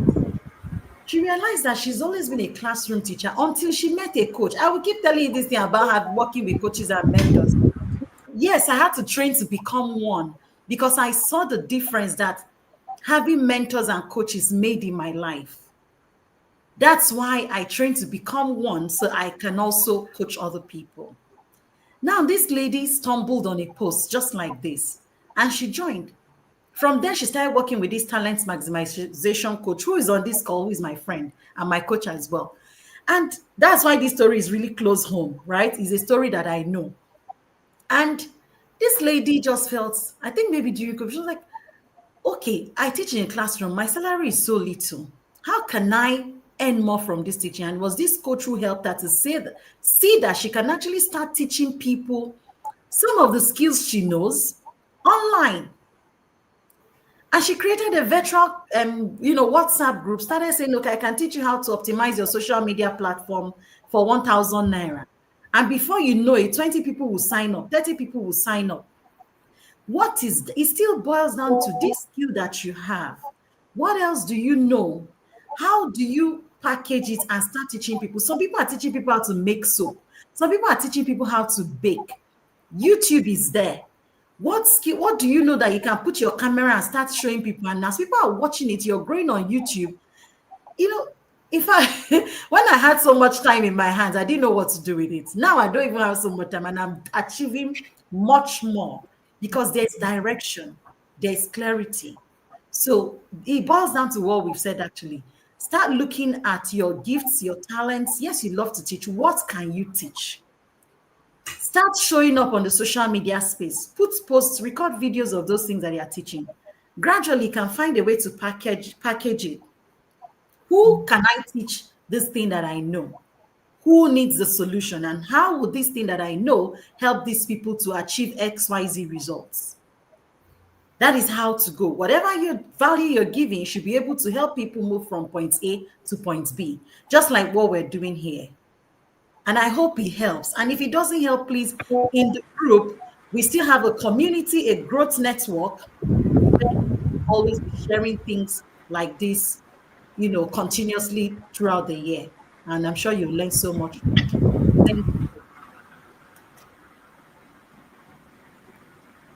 Esther? Okay. Okay, so we have another question here, and this is directed to, yes, okay. Can you hear me now? Okay, so we have another question directed to Dr. Ebun, and it says that, oh my goodness, it says, this is from Inkem Gold, and she's saying that, so how do I balance my purpose? So what you're facing will really bring, okay, I think that's, okay, that has you talked about your teacher, okay, I think that has been answered. So I don't think, do we have any other question?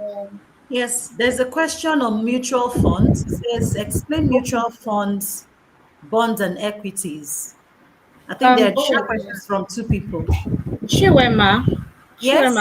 can I dropped in the private chat. Can I just add something to the contribution from yourself and Coach Lara as regards Nkem Gold's question? Yeah. I want to believe Nkem Gold is in Nigeria, and this is a peculiar problem to teachers. It's been a very difficult thing because the proprietors and school owners want to maximize and also make profit while they use people. And this is why a lot of people are leaving the teaching job to say, oh, instead of wasting my time, 8 hours, 10 hours, let me start a business.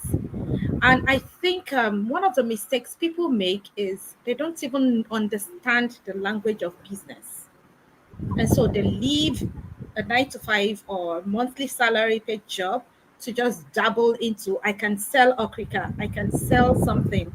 And that has put people in a place where, you know how they say, they're taking me to where I don't know. A lot of people have found themselves in where they don't know. But if you remember what I said when we started this conversation, talking about COVID was an eye opener to everybody. And Coach Lara Ojo said something about pick your skills and try to teach people. I also know that the scripture says, my people perish for lack of knowledge. In this part of the world, information is not really out there, or we don't know how to look for information. So for Camp Gold, I'm going to say that for what Coach Lara said, she probably said it based on our experience because she lives in the UK. But the truth is, even here in Nigeria, we have a lot of parents homeschooling. We also have a lot of teachers designing and going to learn how to teach. Are you a secondary school teacher? Are you a primary school teacher? I'm going to mention here, they did not pay me for adverts, but I know that a lot of people are getting job under tutorial. So Camp Gold, you want to check tutorial. Tutorial now hires online lesson teachers. We know that doing lesson teacher is stressful. You leave your school at 4 o'clock, you're going to people's house. So people now do online lessons. So you want to check tutorial where you can get that, and you can balance that. Right now in Nigeria, we are also encouraging people to have another thing, like you said, a passive form of income. We don't used to do it before. All we do is the salary thing, but now we are all thinking of two other businesses, two other businesses just to augment what we are earning. So I want to encourage Kem, don't be too comfortable where you are. And this is what we have said. Go all out, seek knowledge, ask people how they do it. You can structure your selling in a way that, okay, between so, I want to do teaching. And within so period of time, I want to face my business. I don't know the kind of business, but you need to learn structure. And that is what Ogo said. Learn how to structure your thing. Don't allow, and like I said, don't allow the situation. There is an overwhelmingness in the atmosphere. And if you don't sit up and be intentional, it will drown you. So, Nkem, I want you to seek knowledge, look all out. Don't be comfortable with where you are. Don't be comfortable where you are. Seek knowledge. Go out, ask questions, go on social media. You know, we're saying don't spend time on social media, but the truth of the matter is our life now, the way we will live our life is on there. You just like Coach, is it God that said it? You have to be intentional. When you go there, you're not just scrolling. No, be focused. What are you looking for? That's all you need to focus on and get it and move out of there. I hope that helps. Thank you very much, everyone. Wow, that helped. Ah, awesome.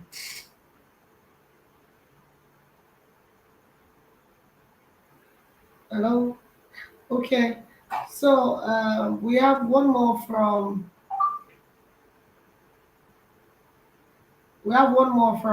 question from Linda Ikechukwu. She says, explain mutual funds, bonds, and equities. Okay, that sounds like a finance question, so I'll just quickly take it. And I'll try and do it quickly because I see time is also of essence. So I'll start with the last one, equities. Equities basically in simple terms means ownership. So you can either own it completely or own it in part. If you start a business, that means, and the business is completely yours, you have 100% ownership in the business. Now, Dr. Ebun has a business, but I like what she's doing and I see a future in it. I can say, Dr. Ebun, I want to invest in your business. So let me be a part owner of your business. When I decide to put some money into a business and invest in it, part, I'm having a part ownership of it, and that means I'm getting equity in a business. So other ways you can get equity is when they say, oh, they come and buy stocks of a company. When you're buying the stocks of that company, what it means is that you're owning part of that company. So you're having equity in that company. So that's basically equities. Now, bonds. Bonds is you loaning out money. So you have money, and then let's say the federal government or a company needs money, but they want you to then loan them the money because they will return the money back to you. So let me separate it. Equities, like the equities that I explained for Dr. Ebon. Me investing in her business, she's not returning the money back to me. I own part of the business. So when there is interest, I get part of the interest. When there won't be a loss in Jesus' name, but if there were a loss, I also bear some of the loss because I own part of it. But bonds, I'm not owning it. I don't care. You make profit, you don't make profit. I'm only loaning you money. You will give me back my money with interest. That is what a bond is. But a bond is not commonly for regular people. So, for example, if I loan Dr. Ebon or Chiwema money, I won't call that a bond. A bond is only used when you're loaning out the money to a government or to a corporate organization. So that's why there are two kinds of bond. There's the government bond and then there is the corporate bond.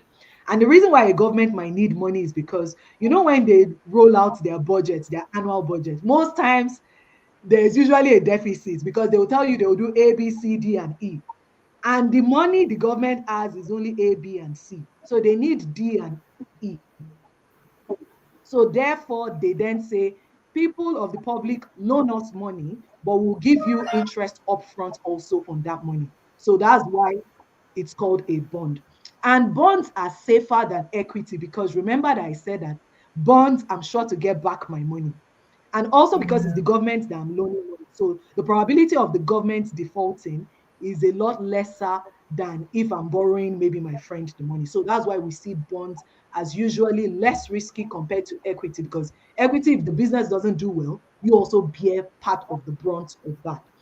Now, mutual fund is just a basket of different kinds of things. So in a mutual fund, you could have bonds, You could have equities, you could have real estate, you could have all three, you could have only two, you could have, as in, mutual funds is just a basket of several asset classes. So that's it in very simple terms.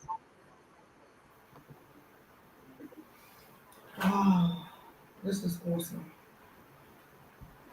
Wow. I think even me, I understood it better today. For the first time. Oh my goodness. What you don't know, you don't know. Honestly. Oh, thank you so much. Thank you everyone for showing up today. We plan not to, overshoot our time, but thank God for a successful day one. And I hope everyone who asked questions, we have answered your questions. Know that you belong to a community of women who are ready to support you and guide you. So don't feel you're doing life by yourself. Everyone here is accessible. Okay? Let us mentor you from a distance. Let us mentor you from close. So any which way you want it, you can connect with us. Okay? So thank you all so very much. We do not take your presence here for granted. We know it took you time. We know it took you your data, but it's all for the good of this generation and for the generation to come. And thank you to the speakers. I don't even know. My heart is full of gratitude. I don't know how to express it, but I pray. And the moderators, Esther, Sandra, thank you for showing up. Thank you for doing this with me. I honor you. I appreciate you. And tomorrow we show up here, 5:30 for day 2, which is the last day. Okay, there's a question just coming in late. I don't know if Coach Ogo is still on the call, but it says this question is directed to her. Okay, yeah. So Kelly says, Kelly BTC, this is to Coach Ogo. I'm a public servant and I have little or no money for my personal needs. I also find out that I love coaching people on real life situations. What do I do? Okay. So I don't know if I don't think Coach Ogo is still on this call because, I don't think she's on here, but hopefully if she's here tomorrow, fine. But I believe we can touch on this a little bit, which is the bits and pieces that we've been talking about, right?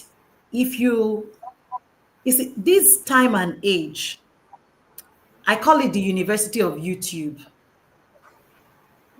right? We have so much access to a lot of free resources rather than there are a lot of things I personally have learned from the University of YouTube. Yes. So you are a public servant, structure, like Coach Ogo says, when you have a goal, what is your goal? You love coaching people on real life situations. Ogo is a personal development coach. I'm a personal development coach. Every one of us here, you can learn a thing or two from us. It doesn't mean you have to jump to start coaching people straight away. There is a process for you to get to that point. But what can you do? There is that young girl in your compound. There is that young child around you. There are your peers. There's something you know or that you can learn from watching YouTube video, from reading books. And there are a lot of audio books on YouTube. So many of these motivational speakers have YouTube channels. They are on Facebook. They are on Instagram. Every little, sometimes they do live sessions. That was how I started. I didn't start off having all the money to do all the courses that I've done so far. And so far, it's not like I have even started any money yet because I was intentional about starting to build platforms to practice what I'm learning. And as I learn, I started mentoring people that I believed wanted to learn from what I knew already. So there's something start sharing it on Facebook. Start doing something. Start sharing little nuggets here and there. As you're growing yourself from free resources, gradually you'll be able to create something that you can sell or find an avenue to make money that you can begin to afford to pay for the bigger courses.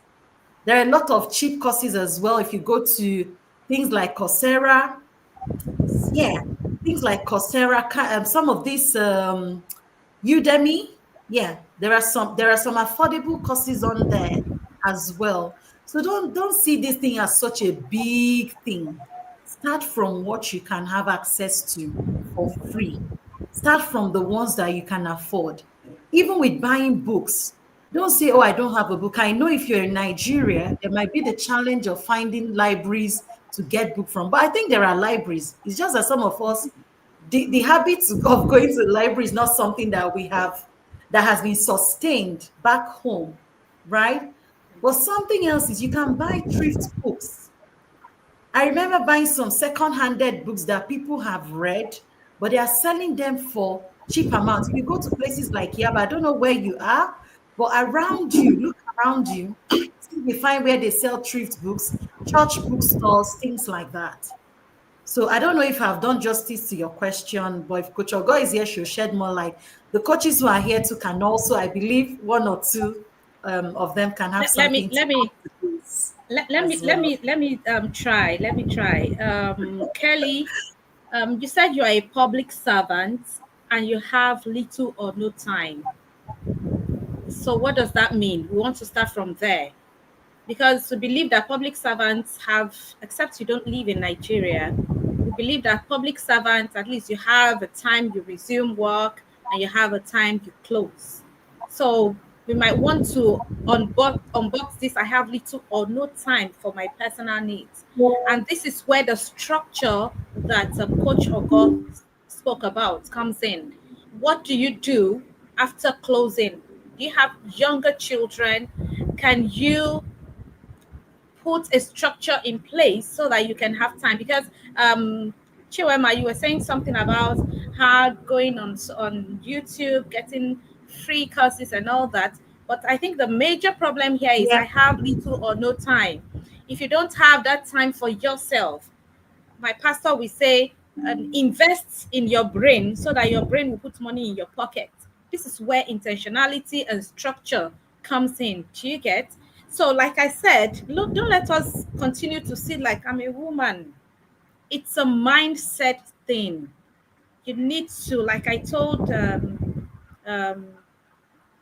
the other lady, something gold, the Ken Gold. We need to Yeah. sit up and be intentional, put a structure in place. You know, when Oga was talking, I was like, 5 children, okay, but how? How?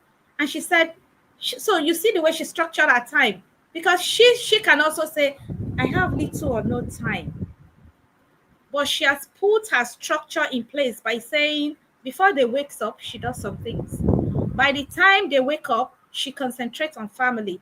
After they have gone to school, she puts, that's her personal time. So you want to look at the time you have, even if it is 1 hour, you need to learn to invest. They didn't teach us all this growing up. The church will not teach you. They did not teach us in school. I said it when we started. This is our new reality. The illiterate of our generation, of this present generation, is not somebody that did not read and write, or that cannot read or write. The illiterate of this generation are people who cannot sit up and flow with what is going on in the world right now. Thank you very much. Thank you so much, Coach Ebun, for highlighting that, Dr. Ebun. Sorry. Thank you for highlighting that bit. I think I missed that part of the question, really. And I'm grateful that you highlighted it. And you see, using Coach Ogo as an example, her practical life is something that many of us need to emulate if we have not started. There would never be enough time for all the things we want to do. So it's a matter of having a clear goal set for your life. Where do you want to be? What is your life's vision? What is your life's purpose? What do you want to be a coach? What do you need? What are the actionable steps? Like they say, set smart goals for yourself. Ogo said something. She was like, I think I've forgotten one of the things she said. She said, you become what you behold. What do you spend time doing? What do you focus on? So it's a matter of prioritizing your daily habits, your daily tasks to say, okay, from when I wake up to when I lay my head down, make a list. One practical thing that I did that helped me is making a list of every single thing I did from when I wake up to when I go to bed. And I was able to allocate time, and you would see that there are so many pockets of time that we waste. We say there's no time, but that time that you spend standing on the queue, waiting for your turn, your commute time when you're on the bus going to work, when you just feel, oh, I need to scroll through social media, you enter X. From X, you're on Instagram. From Instagram, Facebook. From Facebook, you're on Twitter. Twitter is X. You're everywhere. Ask yourself, okay, what do I want to achieve today? So please, my encouragement is come back and catch a replay, take your notes, and there's a formula I learned at one point. It's called the 888 formula. Every day we have 24 hours in the day. Ideally, you should sleep for 8 hours, but I know a lot of us don't get that much sleep, right? Which we need, say, between 7 to 8 hours. So take away 8 hours of your day. You have used that to sleep. So what is left? 16 hours. If you are a full-time, like you're a worker, maybe you spend about 8 hours at work or less or more. So do your own maths. If you spend 8 hours at work, that's 16 hours of your day gone.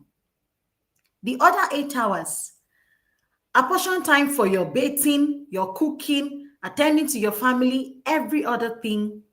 When you break down your daily 24 hours into what you do, you would see where you are losing time that you can actually maximize to achieve greater goals. So I believe we've helped with the questions.